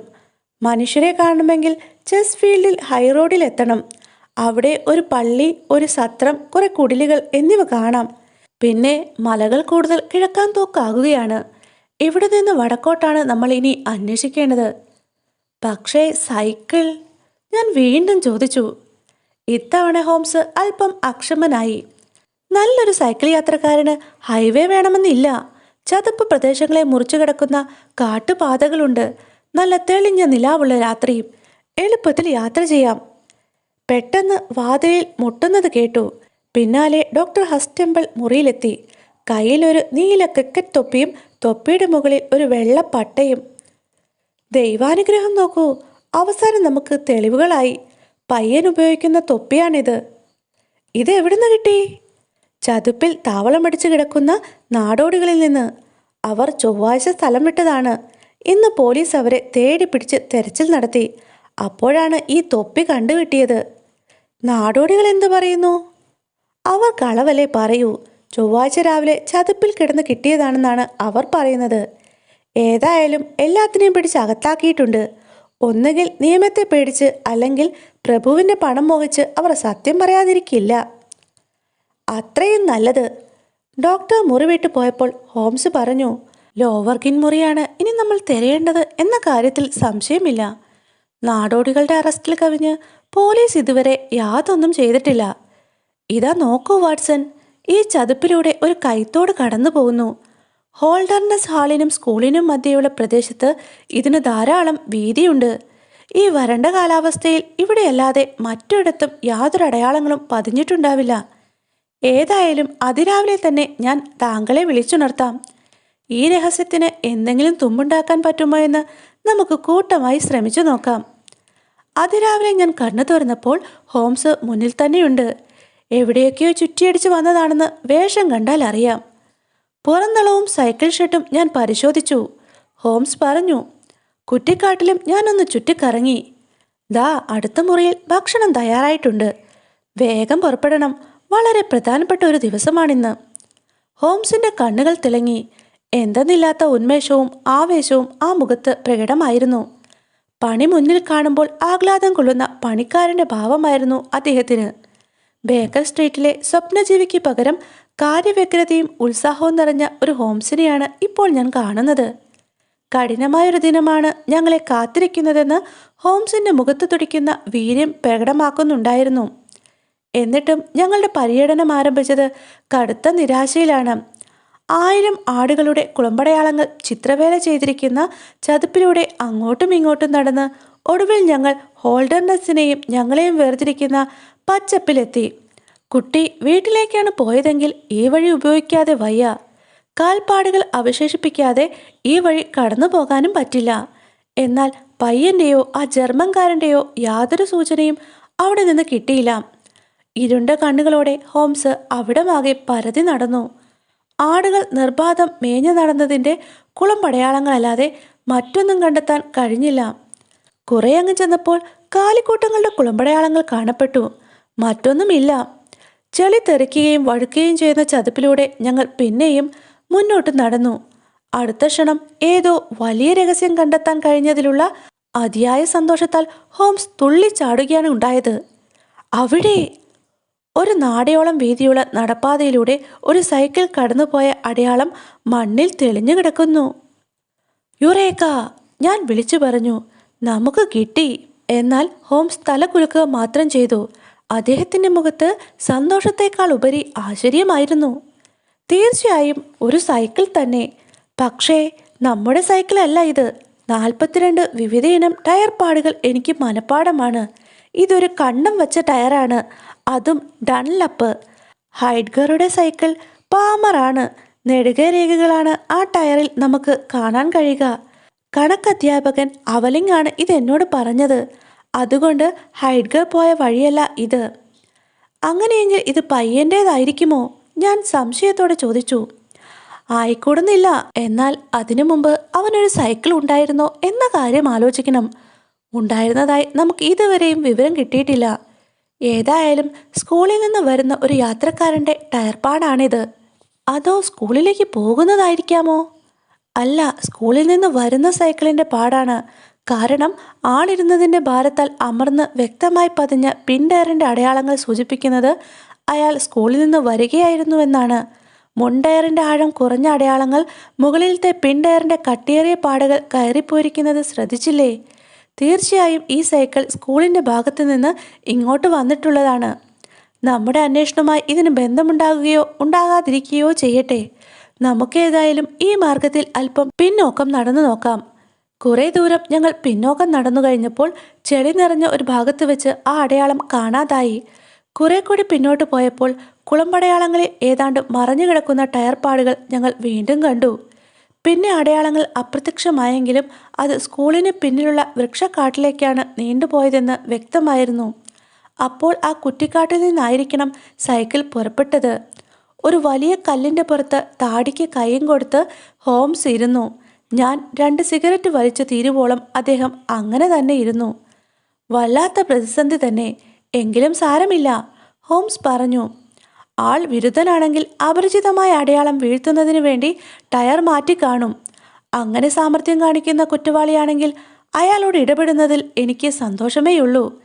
ഏതായാലും ഈ പ്രശ്നത്തിൽ നമുക്ക് ഇപ്പോൾ തീരുമാനമെടുക്കേണ്ട. നമുക്ക് നമ്മുടെ ചതുപ്പിലേക്ക് തന്നെ വീണ്ടും പോകാം. വളരെയേറെ കാര്യങ്ങൾ ഇനിയും അന്വേഷിക്കാൻ ബാക്കി കിടക്കുന്നു. ചതുപ്പിൻ്റെ ചെളി നിറഞ്ഞ ഭാഗത്തൂടെ ക്രമമായി നിരീക്ഷണം നടത്തി മുന്നേറിയ ഞങ്ങൾക്ക് ഞങ്ങളുടെ അധ്വാനത്തിൻ്റെ ഫലം വളരെ മഹത്തായ രീതിയിൽ ലഭിച്ചു. ചെളി നിറഞ്ഞ ആ ഭാഗത്തെത്തിയപ്പോൾ ഹോംസ് ആഹ്ലാദം കൊണ്ട് ഉച്ചത്തിൽ അലറി വിളിച്ചു. ടെലിഗ്രാഫ് കമ്പനിയുടെ ഒരു കെട്ട് വലിച്ചുകൊണ്ട് പോയതുപോലെ അടയാളം. അതെ, പാമർ തന്നെ. ഇതാ ജർമ്മൻകാരൻ ഹെഡ്ഗർ പോയതിൻ്റേതാണ്, യാതൊരു സംശയവുമില്ല, ഹോംസ് അത്യാഹ്ലാദത്തോടെ വിളിച്ചു പറഞ്ഞു. എൻ്റെ അനുമാനം തെറ്റായിട്ടില്ലെന്ന് തോന്നുന്നു, ഇല്ലേ വാട്സൺ? താങ്കളെ ഞാൻ അഭിനന്ദിക്കുന്നു, ഞാൻ പറഞ്ഞു. നമുക്കിനിയും ദീർഘദൂരം പോകേണ്ടതുണ്ട്. ആ അടയാളത്തിൽ ചവിട്ടാതെ നടക്കുക. നമുക്ക് ഈ മാർഗത്തിലൂടെ തന്നെ പോകാം. അധികം പോകേണ്ടി വരുമെന്ന് തോന്നുന്നില്ല. ചെളി നിറഞ്ഞ പാതയിലെ അടയാളം നോക്കി മുന്നോട്ട് പോകുമ്പോൾ ചിലപ്പോൾ അടയാളങ്ങൾ കാണാതാവും. വീണ്ടും ശ്രമപ്പെട്ട് ഞങ്ങളത് കണ്ടുപിടിക്കും. ഇപ്പോൾ നോക്കൂ വാട്സൺ, ഹോംസ് പറഞ്ഞു. സഞ്ചാരി ഇപ്പോൾ ബലം പ്രയോഗിച്ചാണ് ചവിട്ടുന്നത്. 2 ടയറുകളും ഒരേപോലെ പതിഞ്ഞിരിക്കുന്നത് നോക്കൂ. മത്സര ഓട്ടത്തിൽ പങ്കെടുക്കുമ്പോൾ ശരീരത്തിൻ്റെ മുഴുവൻ ഭാരവും മുന്നോട്ട് കൊടുക്കുമ്പോഴാണ് ഇങ്ങനെ സംഭവിക്കുന്നത്. അല്ല, ഇതെന്താണ്? ഇയാൾ വീണിട്ടുമുണ്ടല്ലോ. കുഴഞ്ഞു മറിഞ്ഞു കിടക്കുന്ന നിലവും ഏതാനും കാൽപ്പാടുകളും, പിന്നെയും നീണ്ടുപോകുന്ന ടയർപ്പാട്. വഴുതി പോയതായിരിക്കാം, ഞാൻ അഭിപ്രായപ്പെട്ടു. ഞെരിഞ്ഞമർന്നു കിടക്കുന്ന ഒരു വള്ളിച്ചെടി ഹോംസ് കുനിഞ്ഞെടുത്തു. മഞ്ഞപ്പൂക്കൾ ചോര വീണ് ചുവന്നിരിക്കുന്നത് കണ്ട് ഞാൻ അമ്പരന്നു. ശ്രദ്ധിച്ചപ്പോൾ വഴിയിൽ അവിടെയായി കിനിഞ്ഞു കിടക്കുന്ന ഉണങ്ങിയ ചോരത്തുള്ളികൾ. നിൽക്കൂ വാട്സൺ, മുന്നോട്ട് പോകാൻ വരട്ടെ, ഹോംസ് പറഞ്ഞു. ഇതിൽ നിന്ന് എന്താണ് ഞാൻ മനസ്സിലാക്കേണ്ടത്? സൈക്കിളിൽ നിന്ന് അയാൾ തെറിച്ചു വീണു, മുറിവേറ്റു. അത് വകവയ്ക്കാതെ എഴുന്നേറ്റു വീണ്ടും സൈക്കിൾ ചവിട്ടി പോയിരിക്കുന്നു. പക്ഷേ വഴി വേറെ കാണുന്നില്ലല്ലോ. ഈ വശം ചേർന്ന് കന്നുകാലികൾ കടന്നു പോയിട്ടുമുണ്ട്. വല്ല കാളയും കുത്തി കീറിയതായിരിക്കുമോ അയാളെ? അതിന് സാധ്യതയില്ല. മറ്റാരും ഈ വഴി വന്നതിൻ്റെ ലക്ഷണമില്ല. ഏതായാലും നമുക്ക് മുന്നോട്ട് പോകാം. ചോരത്തുള്ളികളും ടയർ പാടുകളും ഉള്ളപ്പോൾ അയാൾക്ക് നമ്മെ വെട്ടിച്ച് കടക്കാനാവില്ല. ഞങ്ങൾക്ക് അധികം തിരയേണ്ടി വന്നില്ല. നനഞ്ഞു കിടക്കുന്ന പാതയിൽ വല്ലാതെ വളയുകയും തിരികെയും ചെയ്യുന്ന ടയർ പാടുകളാണ് ഇപ്പോൾ കാണുന്നത്. കുറ്റിച്ചെടികൾക്കിടയിൽ ലോഹത്തിൻ്റെ തിളക്കം പെട്ടെന്ന് തന്നെ എൻ്റെ കണ്ണിൽപ്പെട്ടു. അവിടെ നിന്ന് ഒരു സൈക്കിൾ ഞങ്ങൾ വലിച്ചെടുത്തു. ടയർ പാമർ തന്നെ. ഒരു പെഡൽ വളഞ്ഞിരിക്കുന്നു. മുൻഭാഗമാകെ ഭീകരമാം വിധം രക്തം വീണ് ചുവന്നിരിക്കുന്നു. അതിനുമപ്പുറത്ത് ചെടികൾക്കിടയിൽ ഒരു ഷൂ കാണപ്പെട്ടു. ഞങ്ങൾ അങ്ങോട്ട് കുതിച്ചു. അതെ, നിർഭാഗ്യവാനായ ആ സൈക്കിൾ യാത്രക്കാരനാണത്. നന്നേ ഉയരമുള്ള താടിയും മീശയും കണ്ണടയുമുള്ള ഒരാൾ. എവിടെയോ തട്ടി കണ്ണട ചില്ലുകളിൽ ഒരെണ്ണം തകർന്നു പോയിരിക്കുന്നു. തലക്കേറ്റ ശക്തമായ ആഘാതമാണ് മരണകാരണം. തലയോടിൻ്റെ ഒരു ഭാഗം മുഴുവൻ തകർന്നിരുന്നു. ഇത്രയും സംഭവിച്ചിട്ടും വീണ്ടും മുന്നോട്ട് കുതിക്കാനുള്ള ശ്രമം അയാളുടെ ഓജസ്സും ധൈര്യവും വിളിച്ചോതുന്നു. അയാൾ ഷൂസ് ധരിച്ചിരുന്നു, സോക്സ് ഇല്ല. തുറന്ന കോട്ടിനടിയിൽ രാത്രി ധരിക്കുന്ന ഷർട്ട്. സംശയമില്ല, ആ ജർമ്മൻ അധ്യാപകൻ ഹൈഡ്ഗർ തന്നെ അത്. ഹോംസ് ആദരവോടെ ആ മൃതദേഹം നിവർത്തിക്കിടത്തി. എന്നിട്ട് സസൂക്ഷ്മം പരിശോധിച്ചു. പിന്നെ ചുളിവ് വീണ നെറ്റിത്തടവുമായി അദ്ദേഹം കുറേ നേരം ചിന്താമഗ്നനായിരുന്നു. തേടി നടന്ന വള്ളിയാണ്. എന്നാൽ അതിപ്പോൾ കാലി ചുറ്റിയപ്പോൾ അന്വേഷണത്തെ അതല്പം പോലും മുന്നോട്ട് കൊണ്ടുപോകുന്നില്ലെന്ന് ഞങ്ങൾക്ക് ബോധ്യമായി. എന്താണ് ചെയ്യേണ്ടതെന്ന് അറിയില്ലല്ലോ, അദ്ദേഹം ഒടുവിൽ പറഞ്ഞു. ഏതായാലും അന്വേഷണവുമായി മുന്നോട്ട് പോവുക തന്നെ. ധാരാളം സമയം ഇതിനകം നഷ്ടപ്പെടുത്തി കഴിഞ്ഞു. ഇനി 1 മണിക്കൂർ പോലും നമുക്ക് കളയാനില്ല.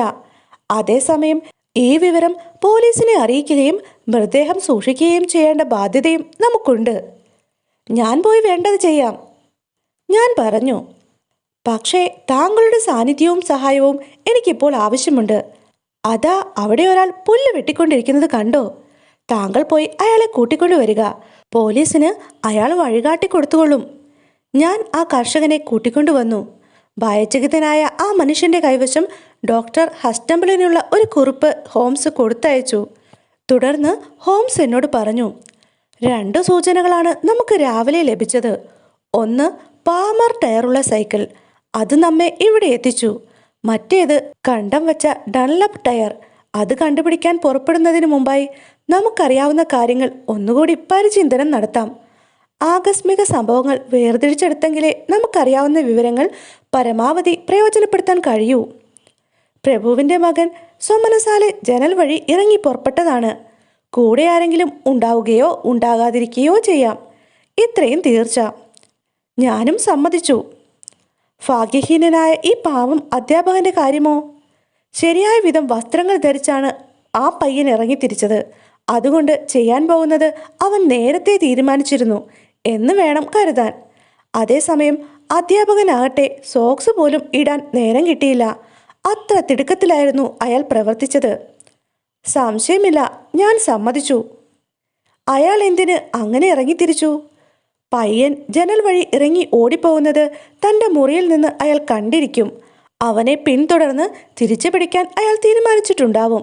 തൻ്റെ സൈക്കിളും എടുത്ത് അവൻ്റെ പിന്നാലെ പറന്ന് അയാൾ മരണത്തിലേക്ക് ചെന്നു വീഴുകയും ചെയ്തു. അങ്ങനെ വേണം വിചാരിക്കാൻ. ഞാനും ഹോംസിൻ്റെ അഭിപ്രായത്തെ സമ്മതിച്ചു. ഇനിയാണ് എൻ്റെ വാദഗതിയുടെ പ്രധാന വശം. ഒരു കൊച്ചുകുട്ടിയെ പിടികൂടുന്നതിന് സാധാരണഗതിയിൽ ആരും അവൻ്റെ പിന്നാലെ ഓടുകയേ ഉള്ളൂ. ഓടിയാൽ എത്താവുന്നതേ ഉള്ളൂ എന്ന് ആർക്കും അറിയാം. എന്നാൽ ഈ ജർമ്മൻ ചെയ്തത് അങ്ങനെയല്ല. അയാൾ സൈക്കിളും എടുത്താണ് പയ്യൻ്റെ പിന്നാലെ പാഞ്ഞത്. അയാൾ അതിവേഗത്തിൽ സൈക്കിൾ ചവിട്ടുമെന്നാണ് ഞാൻ മനസ്സിലാക്കിയത്. വേഗത്തിലുള്ള ഏതോ പലായന മാർഗം പയ്യൻ സ്വീകരിച്ചതുകൊണ്ടായിരിക്കാം ഹൈഡ്ഗർ ഇങ്ങനെ ചെയ്തത്. ഒരുപക്ഷെ മറ്റേ സൈക്കിൾ അതുകൊണ്ടാവുമോ? ഞാൻ എൻ്റെ സംശയം ഹോംസിനോട് പറഞ്ഞു. ശരി, പറഞ്ഞു വരട്ടെ. സ്കൂളിൽ നിന്നും 5 മൈൽ അകലെ വെച്ചാണ് അയാൾക്ക് മരണം സംഭവിച്ചത്. വെടിയേറ്റല്ല മരണം. കൊച്ചുകുട്ടിയും ചിലപ്പോൾ കാഞ്ചി വലിച്ചു വന്നിരിക്കും. എന്നാൽ ഇവിടെ തികച്ചും രാക്ഷസീയമായ ഒരു പ്രഹരമേറ്റാണ് ഹൈഡ്ഗർ മരിച്ചിരിക്കുന്നത്. കരുത്തനായ ഒരാൾക്ക് അങ്ങനെ ഒരു ആഘാതം ഏൽപ്പിക്കാൻ കഴിയുകയുള്ളൂ. അങ്ങനെയാവുമ്പോൾ പയ്യൻ്റെ കൂടെ മറ്റാരോ ഉണ്ടായിരുന്നിരിക്കണം. വിദഗ്ധനായ ഒരു സൈക്കിൾ സവാരിക്കാരൻ ആയിരുന്നിട്ട് പോലും 5 മൈൽ യാത്ര ചെയ്തതിനു ശേഷമാണ് ഹൈഡ്ഗർക്ക് അവരുടെ ഒപ്പം എത്താൻ കഴിഞ്ഞത്. അതിൻ്റെ അർത്ഥം അത്ര വേഗത്തിലായിരുന്നു അവരുടെ യാത്ര എന്നാണ്. ദുരന്തം നടന്ന സ്ഥലത്ത് പരിശോധിച്ചാലോ? എന്താണ് കാണാൻ കഴിയുക? കന്നുകാലികളുടെ കുളമ്പടയാളമല്ലാതെ മറ്റൊന്നുമില്ല. 50 വാരയ്ക്കുള്ളിൽ മറ്റൊരു വഴിയുമില്ല. ആ സ്ഥിതിക്ക് യഥാർത്ഥ കൊലപാതകി മറ്റൊരു സൈക്കിളിലല്ല വന്നിരിക്കുന്നത്. അടുത്തെങ്ങും മനുഷ്യന്റെ കാൽപ്പാടുകളും കാണുന്നില്ലല്ലോ. ഹോംസ്, ഇത് അസാധ്യമാണ്, ഞാൻ പറഞ്ഞു. പ്രശംസനീയം, അർത്ഥവത്തായ അഭിപ്രായം. ഞാൻ പറഞ്ഞ രീതിയിൽ ഇത് അസാധ്യം തന്നെ. അപ്പോൾ തെറ്റായിട്ടായിരിക്കാം ഞാൻ പറഞ്ഞത്. താങ്കളും ഇത് നേരിൽ കണ്ടതല്ലേ? എന്തു തോന്നുന്നു? ചിലപ്പോൾ വീഴ്ചയിൽ തലയോട് തകരില്ലേ? അങ്ങനെ തകർന്നതാണെങ്കിലോ? ഈ ചതുപ്പ് നിലത്തിലാണോ വാട്സൺ? എനിക്കൊന്നും പറയാനില്ല. ഛേ, ഇതിലും ദുഷ്കരമായ പ്രശ്നങ്ങൾ പലതും നാം പരിഹരിച്ചിട്ടുണ്ട്. ഇവിടെ ഒന്നുമില്ലെങ്കിലും നമ്മുടെ കയ്യിൽ ഇത്രയും തെളിവുകളില്ലേ? അത് നാം പ്രയോജനപ്പെടുത്തിയാൽ മതി. വരൂ, പാമറിന്റെ അന്വേഷണം അവസാനിച്ച സ്ഥിതിക്ക് ഇനി ഡൺലപ്പിൽ നിന്ന് എന്തെങ്കിലും കിട്ടുമോ എന്ന് നോക്കാം. ടയർ പതിഞ്ഞ അടയാളം നോക്കി ഞങ്ങൾ കുറേ ദൂരം മുന്നോട്ട് നടന്നു. പെട്ടെന്ന് പാത വളഞ്ഞു തിരിഞ്ഞ് കൈത്തോടിൽ നിന്ന് അകലെയായി. അതുകൊണ്ട് ടയർ അടയാളങ്ങൾ കാണാനും കഴിയുന്നില്ല. ഡൺലപ്പ് ടയർ അവസാനമായി കണ്ടെടുത്ത് നിന്ന് ഒന്നുകിൽ ഞങ്ങളുടെ ഇടതുവശത്ത് ഏതാനും മൈലുകൾക്കപ്പുറം കാണുന്ന ഹോൾട്ടർനെസ് ഹാളിലേക്ക് പോകാം, അല്ലെങ്കിൽ ചെസ്റ്റർഫീൽഡ് ഹൈറോഡിലേക്ക് കയറി ഞങ്ങളുടെ മുന്നിൽ കാണുന്ന ഗ്രാമത്തിലേക്ക് പോകാം. ഞങ്ങൾ ഏതായാലും ഗ്രാമത്തിലെ ആ വൃത്തികെട്ട സത്രത്തിലേക്ക് തന്നെ നീങ്ങി. വാതിലിന് മുകളിൽ അങ്കക്കോഴിയുടെ ചിത്രം രേഖപ്പെടുത്തിയിരുന്ന ആ സത്രത്തിന് മുന്നിലെത്തിയപ്പോൾ പെട്ടെന്ന് തന്നെ അസഹ്യമായ വേദനയാൽ എന്നോണം കരഞ്ഞു വിളിച്ചുകൊണ്ട് ഹോംസ് വീഴാതിരിക്കാൻ എൻ്റെ തോളിൽ ബലമായി കടന്നു പിടിച്ചു. കാലിൻ്റെ കണ്ണയ്ക്കുള്ള വേദന സഹിക്കാൻ വയ്യാതെ ഒരുവിധം വലിഞ്ഞിഴഞ്ഞ് ഹോംസ് സത്രത്തിൻ്റെ വരാന്തയിലേക്ക് കയറി. വാതിൽപ്പടിയിൽ തന്നെ പ്രായമായ ഒരു മനുഷ്യൻ കുത്തിയിരുന്ന് പുക വലിക്കുന്നുണ്ടായിരുന്നു. എന്തൊക്കെയുണ്ട്? സൗഖ്യം തന്നെയല്ലേ റൂബൻ ഹെയ്സ്? ഹോംസ് കുശലം ചോദിച്ചു. നിങ്ങളാരാണ്? ഏതോ അടുത്ത ചങ്ങാതിയെപ്പോലെ എൻ്റെ പേര് വിളിക്കാൻ എന്തു പരിചയമാണ് നമ്മൾ തമ്മിൽ? അയാളുടെ കൗശലം നിറഞ്ഞ കണ്ണുകളിൽ സംശയം ഓളം വെട്ടി. അതിനെന്തിന് പരിചയം? നിങ്ങളുടെ തലയ്ക്ക് മുകളിൽ ഇത്ര വ്യക്തമായി തന്നെ പേരെഴുതി വെച്ചിരിക്കുമ്പോഴാണോ ഇത്രയ്ക്ക് ബുദ്ധിമുട്ട്? പിന്നെ വീടിൻ്റെ ഉടമസ്ഥനെ കണ്ടാൽ തിരിച്ചറിയാനും എനിക്ക് കഴിയും. അതിരിക്കട്ടെ, ഇവിടെ വണ്ടി എന്തെങ്കിലും ഉണ്ടോ? ഇല്ല, ഇവിടെ വണ്ടിയൊന്നും ഇല്ല. എൻ്റെ കാൽ തറയിൽ ചവിട്ടാൻ വയ്യ. എന്നാ തറയിൽ ചവിട്ടരുത്. ഉരുളയ്ക്കുപ്പേരി പോലെയായിരുന്നു ഹോംസിന് കിട്ടിയ മറുപടി. എനിക്ക് ഒരടി നടക്കാൻ വയ്യ. നടക്കാൻ വയ്യെങ്കിൽ ചാടണം. റൂബൻ ഹെയ്സിൻ്റെ പ്രകൃതം അത്ര പ്രസന്നമായിരുന്നില്ലെങ്കിലും ഹോംസ് അത് പ്രശംസനീയമാം വിധം ശാന്തമായി നേരിട്ടു. നോക്കൂ, അയാളെ വശീകരിക്കാൻ ശ്രമിച്ചുകൊണ്ട് ഹോംസ് പറഞ്ഞു. വല്ലാത്തൊരവസ്ഥയിലാണ് ഞാൻ പെട്ടിരിക്കുന്നത്. എന്നെക്കുറിച്ചാണെങ്കിൽ എനിക്ക് അങ്കലാപ്പില്ല. എനിക്കൊട്ടുമില്ല. ആ മുരടൻ സത്ര ഉടമ ഉടനെ തന്നെ മറുപടിയും പറഞ്ഞു. കാര്യം വളരെ പ്രധാനമാണ്. ഒരു സൈക്കിൾ തന്നാൽ വാടകയായി 1 പവൻ തരാം. അത് കേട്ടപ്പോൾ അയാൾ ചെവി ചൊറിഞ്ഞു. നിങ്ങൾക്ക് എവിടേക്കാണ് പോവേണ്ടത്? ഹോൾഡർനെസ് ഹാളിലേക്ക്. പ്രഭുവിൻ്റെ ആൾക്കാരായിരിക്കും അല്ലേ? ചേറ് നിറഞ്ഞ ഞങ്ങളുടെ വസ്ത്രങ്ങളിലേക്ക് നോക്കി പരിഹാസത്തോടെ അയാൾ പറഞ്ഞു. പ്രഭുവിന് ഞങ്ങളെ കാണുന്നത് സന്തോഷമായിരിക്കും. സൗമ്യമായി ചിരിച്ചുകൊണ്ട് ഹോംസ് പറഞ്ഞു. എന്തുകൊണ്ട് സന്തോഷം? ആ സത്രം ഉടമ ആകാംക്ഷയോടെ ഹോംസിനോട് തിരക്കി. അദ്ദേഹത്തിൻ്റെ കാണാതായ മകനെക്കുറിച്ചുള്ള വിവരവുമായിട്ടാണ് ഞങ്ങൾ വന്നിരിക്കുന്നത്.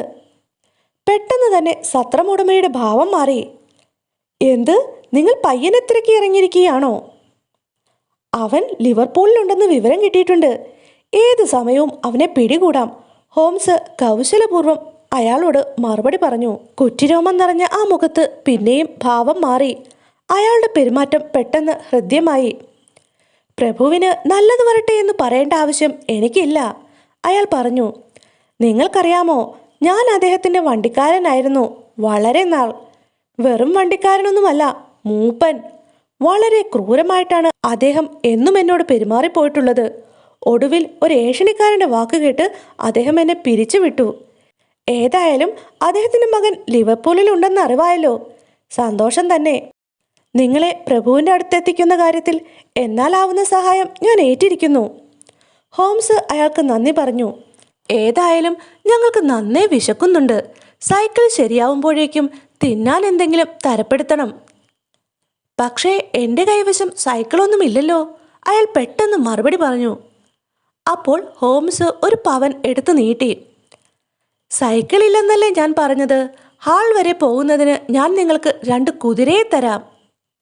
കൊള്ളാം, ഹോംസ് പറഞ്ഞു. ഭക്ഷണത്തിന് ശേഷം നമുക്കിനി അതേക്കുറിച്ച് ആലോചിക്കാം. നന്നായി വിശക്കുന്നു, ഹോംസ് വീണ്ടും പറഞ്ഞു. കല്ല് പാകിയ അടുക്കളയിൽ ഞങ്ങൾ തനിച്ചായപ്പോൾ നിമിഷ നേരം കൊണ്ട് ഹോംസിൻ്റെ കണങ്കാലിലെ വേദന എങ്ങനെ മാറിയെന്നോർത്ത് ഞാൻ അത്ഭുതപ്പെടുകയായിരുന്നു. സമയം സന്ധ്യയോടടുത്തിരുന്നു. നേരം പുലർന്നതിൽ പിന്നെ ഞങ്ങൾ ഒന്നും കഴിച്ചിട്ടില്ല. അതുകൊണ്ട് ഭക്ഷണത്തിന് ഞങ്ങൾ കുറച്ച് സമയമെടുത്തു. ഹോംസ് ആകെ ചിന്താധീനനായിരുന്നു. 1-2 പ്രാവശ്യം അദ്ദേഹം ജനാലയ്ക്കിൽ ചെന്ന് പുറത്തേക്ക് തുറച്ചു നോക്കുന്നത് കണ്ടു. വൃത്തികെട്ട ഒരു നടുമുറ്റമായിരുന്നു ജനലിന് പുറത്ത്. ദൂരെ മൂലയ്ക്ക് ഒരാല. അവിടെ കരിപുരണ്ട കറുത്തൊരു ചെറുക്കൻ നിന്ന് പണിയെടുക്കുന്നു. അതിനരികു ചേർന്ന് ലായം. അങ്ങനെ 1-2 പ്രാവശ്യത്തെ പുറം കാഴ്ചയ്ക്ക് ശേഷം കസേരയിൽ വന്നിരുന്ന ഹോംസ് വിസ്മയം ദ്യോതിപ്പിക്കുന്ന ശബ്ദത്തോടെ പെട്ടെന്ന് ചാടി എണീറ്റു. വാട്സൺ, ഞാനത് കണ്ടുപിടിച്ചെന്ന് തോന്നുന്നു, അദ്ദേഹം വിളിച്ചു പറഞ്ഞു. അതെ അതെ, അത് തന്നെയായിരിക്കണം. വാട്സൺ, ഇന്ന് കാലിക്കുളമ്പടികൾ കണ്ടത് ഓർക്കുന്നുണ്ടോ? ഓവ്. എവിടെയൊക്കെ കണ്ടു? പലയിടത്തും കണ്ടു. ചതുപ്പിലും പാതയിലും ഹൈഡ്ഗർ മരിച്ചു കിടന്നിടത്തും ഒക്കെ നമ്മളത് കണ്ടല്ലോ, ഞാൻ മറുപടി പറഞ്ഞു. ശരി വാട്സൺ, അപ്പോൾ ചതുപ്പിൽ എത്ര പശുക്കളെ കണ്ടു? പശുക്കളെ ഒന്നും നമ്മൾ കണ്ടില്ലല്ലോ. വളരെ വിചിത്രമായിരിക്കുന്നു ഇല്ലേ വാട്സൺ? കുളമ്പടികൾ എല്ലായിടത്തും കാണുക, പക്ഷേ ഒരു പശു പോലും ഇല്ലാതിരിക്കുക. വളരെ വിചിത്രം. അതെ, വിചിത്രം തന്നെ. ഞാനും ആലോചിക്കുന്നു. വാട്സൺ, ഒന്ന് ഓർമ്മിക്കാൻ ശ്രമിക്കുക. ആ അടയാളങ്ങൾ ഇപ്പോൾ മനസ്സിൽ തെളിയുന്നുണ്ടോ? ഹോംസ് കുറെ റൊട്ടി കഷ്ണങ്ങൾ ചേർത്ത് 4 വീതം ക്രമപ്പെടുത്തിയിട്ട് ചോദിച്ചു. കുളമ്പിൻ്റെ പാടുകൾ ചിലപ്പോൾ ഇങ്ങനെയായിരുന്നു, ചിലപ്പോൾ ഇങ്ങനെ. 2 വീതം സെപ്പറേറ്റ് മാറ്റിവെച്ച് കാണിച്ചു. വീണ്ടും 2 4 എന്ന കണക്കിലും. എന്തോ എനിക്ക് ഓർമ്മിക്കാൻ കഴിയുന്നില്ല, ഞാൻ മറുപടി പറഞ്ഞു. പക്ഷേ എനിക്ക് ഓർമ്മയുണ്ട്. എന്നാലും നമുക്കൊന്നുകൂടി പോയി നോക്കാം. ഒരു നിഗമനത്തിലെത്താൻ കഴിയാതിരുന്ന ഞാൻ എന്തും മണ്ടനാണ്. എന്ത് നിഗമനം ഹോംസ്? നടക്കുകയും കുതിച്ചോടുകയും ചെയ്യുന്ന ആ പശു വിചിത്ര പശു തന്നെയാണ്. ഇങ്ങനെ ഒരു കപടമാർഗം കണ്ടുപിടിച്ചയാൾ സാധാരണക്കാരനുമല്ല. അതാ ആലയിൽ ഇപ്പോൾ ആ പയ്യൻ മാത്രമേ ഉള്ളൂ. നമുക്കൊന്ന് പുറത്തിറങ്ങി നോക്കാം. ലായത്തിൽ 2 കുതിരകൾ എഴുന്നേറ്റ് നിൽക്കുന്നു. അവയുടെ പരുക്കൻ കുഞ്ചിരോമങ്ങൾ. അവയിലൊന്നിൻ്റെ പിൻകാൽ ഹോംസ് മെല്ലെ പൊക്കി നോക്കി. എന്നിട്ട് ഉറക്കെ ചിരിച്ചു. ചെരുപ്പ് പഴയത്, ആണി പുതിയതും. ഏതായാലും ഇതൊരു ക്ലാസിക് കേസാണ്. വരൂ, നമുക്ക് ആലയിലേക്ക് പോകാം. പയ്യൻ തൻ്റെ ജോലി തുടർന്നതല്ലാതെ ഞങ്ങളെ തെല്ലും ഗൗനിച്ചതേയില്ല. അവിടെ തറയിലാകെ ചിതറിക്കിടക്കുന്ന തടി കഷ്ണങ്ങളിലും ഇരുമ്പ് കൂനകളിലുമായിരുന്നു ഹോംസിൻ്റെ സർവ്വശ്രദ്ധയും. പെട്ടെന്ന് തന്നെ പിന്നിൽ കനത്ത കാലൊച്ചകൾ കേൾക്കാൻ തുടങ്ങി. തിരിഞ്ഞു നോക്കുമ്പോൾ ക്രൂരമായ ദൃഷ്ടിയുമായി റൂബൻ ഹെയ്സ്. വിടർന്നു നീണ്ട പുരുകങ്ങളുടെ താഴെ കോപത്താൽ ചുവന്ന കണ്ണുകൾ. രാക്ഷസീയമാണ് അവയിൽ തിളങ്ങുന്ന ഭാവം. കയ്യിൽ ഒരു ഇരുമ്പ് വടിയുമായി അയാൾ ഞങ്ങൾക്ക് നേരെ പാഞ്ഞെടുത്തു. ഞാൻ കൈകൾ എൻ്റെ പോക്കറ്റിൽ സൂക്ഷിച്ചിരുന്ന കൈത്തോക്കിലേക്ക് മുട്ടിച്ചു. നരകത്തിൽ നിന്ന് വന്ന ചാരന്മാരെ, അയാൾ അലറി. നിങ്ങളിവിടെ എന്തെടുക്കുന്നു? എന്താണിത് മിസ്റ്റർ റൂബൻ ഹെയ്സ്? ഹോംസ് വളരെ ശാന്തമായി പറഞ്ഞു. ഞങ്ങൾ എന്തോ രഹസ്യം കണ്ടുപിടിക്കുമെന്ന് ഭയപ്പെടുന്നത് പോലുണ്ടല്ലോ നിങ്ങളുടെ ഭാവം. പേടിപ്പെടുത്തുന്ന ഒരു പൊട്ടിച്ചിരിയായിരുന്നു ഹോംസിന് അയാൾ കൊടുത്ത മറുപടി. അയാളിൽ നേരത്തെ പ്രകടമായി കണ്ട ദേഷ്യത്തേക്കാളേറെ വന്യവും ഭീകരവുമായിരുന്നു അത്. സ്വാഗതം കൂട്ടരെ, അയാൾ സ്വരം മാറ്റി. നിങ്ങൾക്കെൻ്റെ ആലയിൽ നിന്നും എന്തു വേണമെങ്കിലും കണ്ടെടുക്കാം. എന്നാൽ ഒന്നുണ്ട്, എൻ്റെ അനുവാദമില്ലാതെ ആരും ഇവിടെ പരതി നടക്കുന്നത് എനിക്കിഷ്ടമല്ല. അതുകൊണ്ട് എൻ്റെ കൂലി തന്ന് ഉടനെ തന്നെ മാനമായി മടങ്ങിയാൽ അത്രയും നന്ന്. ഞങ്ങൾ കുഴപ്പമുണ്ടാക്കാൻ വന്നതല്ല റൂബൻ, ഹോംസ് പറഞ്ഞു. ഞങ്ങൾ ഈ കുതിരകളെ ഒന്ന് നോക്കിക്കാണുകയായിരുന്നു. ഏതായാലും ഇവിടെ നിന്ന് മാളികയിലേക്ക് അധികം അകലമില്ലല്ലോ. നടന്നു തന്നെ പോയിക്കോളാമെന്ന് വിചാരിക്കുന്നു. അതെ, കൂടിയാൽ 2 മൈലിലധികമൊന്നും വരില്ല. ഇടത്തോട്ട് കാണുന്ന വഴിയിലൂടെ നേരെ പോയാൽ മതി, അയാൾ പറഞ്ഞു. കണ്ണിൽ നിന്ന് മറയുന്നതുവരെ ഞങ്ങളെ തന്നെ കണ്ണിമ വയ്ക്കാതെ നോക്കി നിൽക്കുകയായിരുന്നു റൂബൻ. എന്നാൽ വഴിയിലൂടെ അധിക ദൂരം ഞങ്ങൾ നടന്നില്ല. അയാളുടെ കാഴ്ചയിൽ നിന്ന് മറയുന്ന ഒരു തിരിവിലെത്തിയപ്പോൾ ഞങ്ങൾ നിന്നു. ആ സത്രത്തിൽ നല്ല ചൂടുണ്ടായിരുന്നു. ഇപ്പോൾ ആകെ ഒരു തണുപ്പ്. വയ്യ, എനിക്ക് ഇവിടം വിട്ട് പോരാൻ വയ്യ, ഹോംസ് പറഞ്ഞു. എനിക്കും അത് അനുഭവപ്പെടാതിരുന്നില്ല. ഏതായാലും ഈ റൂബൻ ഹേസിന് സകല വിവരങ്ങളും അറിയാമെന്ന് തോന്നുന്നു. പ്രത്യക്ഷത്തിൽ തന്നെ ഇത്ര വില്ലനായ ഒരാളെ ഞാൻ ഇതിനു മുമ്പ് കണ്ടിട്ടില്ല. നിങ്ങളെ അയാൾ വല്ലാതെ വശീകരിച്ചു കളഞ്ഞു അല്ലേ വാട്സൺ? നമ്മൾ അവിടെ കുതിരകളെ കണ്ടു, പിന്നെ ആല. ഏതായാലും ഈ ഫൈറ്റിംഗ് കോക്ക് വളരെ വിചിത്രമായൊരു സ്ഥലം തന്നെ. നമുക്ക് രഹസ്യമായ ആ സ്ഥലം ഒന്നുകൂടി കണ്ടുവരാം. ദൈർഘ്യമേറിയതും കിഴക്കാൻ തൂക്കായ വഴി. ചുണ്ണാമ്പുകല്ലുകൾ നിരന്നു കിടക്കുന്നു. വഴിയിൽ നിന്നും അകന്നു മാറി ആ പാറയിൽ കയറി നിന്ന് നോക്കിയാൽ ഹോൾഡർനെസ് ഹാൾ അങ്ങ് ദൂരത്ത് കാണാം. അപ്പോഴാണ് അതിവേഗത്തിൽ സൈക്കിൾ ഓടിച്ചു വരുന്ന ഒരാളുടെ രൂപം ഞങ്ങളുടെ ശ്രദ്ധയിൽപ്പെട്ടത്. താഴേക്കിരിക്കൂ വാട്സൺ, എൻ്റെ ചുമലിൽ പിടിച്ച് താഴ്ത്തിക്കൊണ്ട് ഹോംസ് പറഞ്ഞു. ഞങ്ങൾ താഴേക്കിരുന്നതും സൈക്കിൾ യാത്രക്കാരൻ ഞങ്ങളെ കടന്നുപോയതും ഒപ്പമായിരുന്നു. ഉയർന്നു പൊങ്ങിയ പൊടിയിലൂടെ ആളിൻ്റെ മുഖം എനിക്ക് വ്യക്തമായും മനസ്സിലാക്കാൻ കഴിഞ്ഞു. വേവലാതി പൂണ്ട ആ മുഖം വിളറിയിരുന്നു. ചകിതമായ മിഴികൾ മുന്നിലേക്ക് ഭ്രാന്തമായി തുറച്ചു നോക്കുന്നുണ്ടായിരുന്നു. തലേന്ന് രാത്രിയിൽ കണ്ട ജെയിംസ് വൈൽഡറുടെ ഒരു കാർട്ടൂൺ പതിപ്പ് തന്നെയായിരുന്നു അത്. പ്രഭുവിൻ്റെ സെക്രട്ടറി, ഹോംസ് പറഞ്ഞു. വരൂ, അയാൾ എന്തു ചെയ്യുന്നെന്ന് നമുക്ക് നോക്കാം. പാറക്കൂട്ടങ്ങളിലൂടെ ചാടിച്ചാടി ഞങ്ങൾ ഫൈറ്റിംഗ് കോക്ക് അഥവാ അങ്കക്കോഴി സത്രത്തിൻ്റെ അടുത്തെത്തി. എന്നിട്ട് മറഞ്ഞു നിന്നു. വൈൽഡറുടെ സൈക്കിൾ പുറത്ത് മതിലിൽ ചാരി വച്ചിരുന്നു. മനുഷ്യവാസത്തിൻ്റെതായ ചലനങ്ങളൊന്നും സത്രത്തിൽ കാണാനുണ്ടായിരുന്നില്ല. ഹോൾഡർനെസ് ഹാളിൻ്റെ ഗോപുരങ്ങൾക്ക് പിന്നിൽ സൂര്യൻ മറഞ്ഞതോടെ സത്രവും പരിസരങ്ങളും അന്തിവെളിച്ചത്തിൽ മങ്ങി. ആ മങ്ങലിൽ ലായത്തിൽ 2 വിളക്കുകൾ തെളിഞ്ഞു. തുടർന്ന് കുളമ്പടിയുടെ ശബ്ദം കേൾക്കാൻ തുടങ്ങി. ചെസ്റ്റർഫീൽഡിനെ ലക്ഷ്യമാക്കി അതിവേഗം ഒരു വണ്ടി പാഞ്ഞു പോകുന്നു. വാട്സൺ, അതെന്തായിരിക്കാം? ഹോംസ് സ്വരം താഴ്ത്തി ചോദിച്ചു. പാലായനം. വണ്ടിയിൽ ഒരാളേ ഉള്ളൂ, അത് വൈൽഡർ അല്ല. അയാളതാ വാതിക്കൽ നിൽപ്പുണ്ട്. ആ ഇരുട്ടിൽ ഒരു ചുവന്ന വിളക്ക് തെളിഞ്ഞു. ആ പ്രകാശത്തിൽ സെക്രട്ടറിയുടെ രൂപം ഇപ്പോൾ വ്യക്തമായും മനസ്സിലാക്കാം. അയാളുടെ തല വാതിക്കൽ നിന്ന് പുറത്തെ ഇരുട്ടിലേക്ക് ആരുടെയോ വരവ് പ്രതീക്ഷിച്ചെന്നോണം നീണ്ടിരിക്കുന്നു. അധിക നേരം കഴിഞ്ഞില്ല. കനത്ത കാലടി ശബ്ദങ്ങൾ പിന്നെയും ഉയർന്നു കേൾക്കാൻ തുടങ്ങി. മറ്റൊരു രൂപം കൂടി അങ്ങോട്ട് നടന്നടക്കുന്നു. വാതിലടഞ്ഞു. സകല കാഴ്ചകളെയും ഇരുട്ട് വിഴുങ്ങിക്കളഞ്ഞു. 5 മിനിറ്റ് കഴിഞ്ഞപ്പോൾ സത്രത്തിൻ്റെ 1-ാം നിലയിലെ മുറിയിൽ വീണ്ടും വിളക്ക് തെളിഞ്ഞു. ഈ അങ്കക്കോഴിയിൽ എന്തൊക്കെയാണ് നടക്കുന്നത്? ഹോംസ് ചോദിച്ചു. മദ്യശാല അങ്ങേ വശത്താണല്ലോ. അതെ, ഇവർ സ്വകാര്യ അതിഥികളാണ്. ഈ നേരത്ത് ജെയിംസ് വൈൽഡർ അവിടെ എന്താണ് ചെയ്യുന്നത്? ആരൊക്കെയാണ് അയാളുടെ സന്ദർശകർ?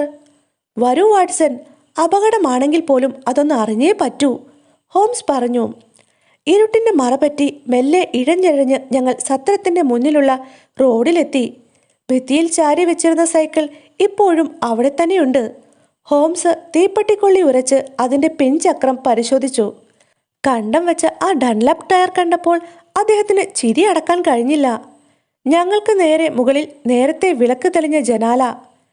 വാട്സൺ, എനിക്ക് അകത്തേക്കൊന്ന് നോക്കണം. ഭിത്തിയിൽ ചാരി താങ്കളൊന്ന് കുനിഞ്ഞു നിൽക്കുമോ? ഞാൻ നോക്കിക്കോളാം. ഞാൻ മെല്ലെ കുനിഞ്ഞു നിന്നു. എൻ്റെ ചുമലിൽ ചവിട്ടിക്കയറിയ ഹോംസ് ഒന്ന് നിവർന്നതിന് ശേഷം അപ്പോൾ തന്നെ താഴെ ഇറങ്ങുകയും ചെയ്തു. വരൂ സുഹൃത്തെ, അദ്ദേഹം പറഞ്ഞു.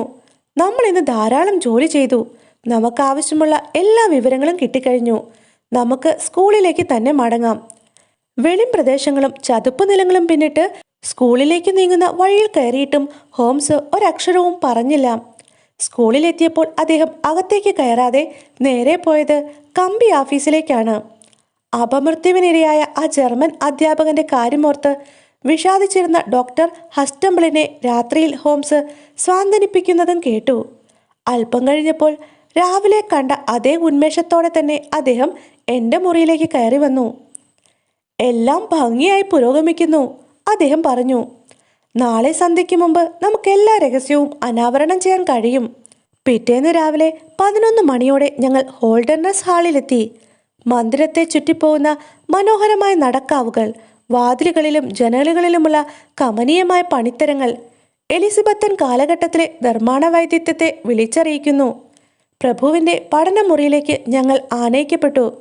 സെക്രട്ടറി ജെയിംസ് വൈൽഡർ അത്യന്തം വിനീതനും മര്യാദക്കാരനുമായി അവിടെയിരിക്കുന്നു. രാത്രിയിലെ കനത്ത ഭീതിയിൽ നിന്നും ഇപ്പോഴും അയാൾ നിർമുക്തനായി കഴിഞ്ഞിട്ടില്ല. മുഖത്തെ ചുളിവുകളും കൺതടങ്ങളിലെ നിഴലുകളും അത് പ്രകടമാക്കിയിരുന്നു. നിങ്ങൾ പ്രഭുവിനെ കാണാൻ എത്തിയതായിരിക്കും. എന്നാൽ ഇന്ന് അദ്ദേഹത്തെ കാണാൻ നിവൃത്തിയില്ലാതെ വന്നതിൽ ഖേദിക്കുന്നു. മകന്റെ തിരോധാന വാർത്ത കേട്ടതിൽ പിന്നെ അദ്ദേഹം ആകെ അസ്വസ്ഥനാണ്. ഇന്നാണെങ്കിൽ അദ്ദേഹത്തിന് തീരെ സുഖവുമില്ല. നിങ്ങളുടെ അന്വേഷണത്തിന്റെ ഫലം അറിയിച്ചുകൊണ്ട് ഡോക്ടർ ഹസ്റ്റംബിൾ അയച്ച കമ്പിയും ഇന്നലെ കിട്ടി. പക്ഷേ മിസ്റ്റർ വൈൽഡർ, ഞങ്ങൾക്ക് അദ്ദേഹത്തെ കണ്ടേ തീരൂ. അതിനദ്ദേഹം മുറിയിലാണല്ലോ. എന്നാൽ ഞാൻ അവിടേക്ക് ചെല്ലാം. പ്രഭു കിടക്കുകയാണെന്നാണ് എനിക്ക് തോന്നുന്നത്. എങ്കിൽ അവിടെ ചെന്ന് കാണാം. ഹോംസ് വഴങ്ങുന്നില്ലെന്ന് കണ്ടപ്പോൾ പിന്നെ കൂടുതൽ സംസാരിച്ചിട്ട് പ്രയോജനമില്ലെന്ന് സെക്രട്ടറിക്ക് തോന്നിയിട്ടുണ്ടാവും. ശരി മിസ്റ്റർ ഹോംസ്, ഞാൻ ചെന്ന് നിങ്ങൾ വന്ന വിവരം അദ്ദേഹത്തെ അറിയിച്ചിട്ട് വരാം. പിന്നെയും ഏതാണ്ട് അരമണിക്കൂർ കഴിഞ്ഞപ്പോഴാണ് പ്രഭു വന്നത്. കഴിഞ്ഞ ദിവസം കണ്ട മനുഷ്യനല്ല ഇപ്പോൾ ഞങ്ങളുടെ മുന്നിൽ. ഒരൊറ്റ ദിവസം കൊണ്ട് മാനസിക പ്രയാസങ്ങൾ അദ്ദേഹത്തെ വൃദ്ധനാക്കി കളഞ്ഞതുപോലുണ്ടായിരുന്നു. ആളാകെ അകത്തോട്ട് വളഞ്ഞിരിക്കുന്നു.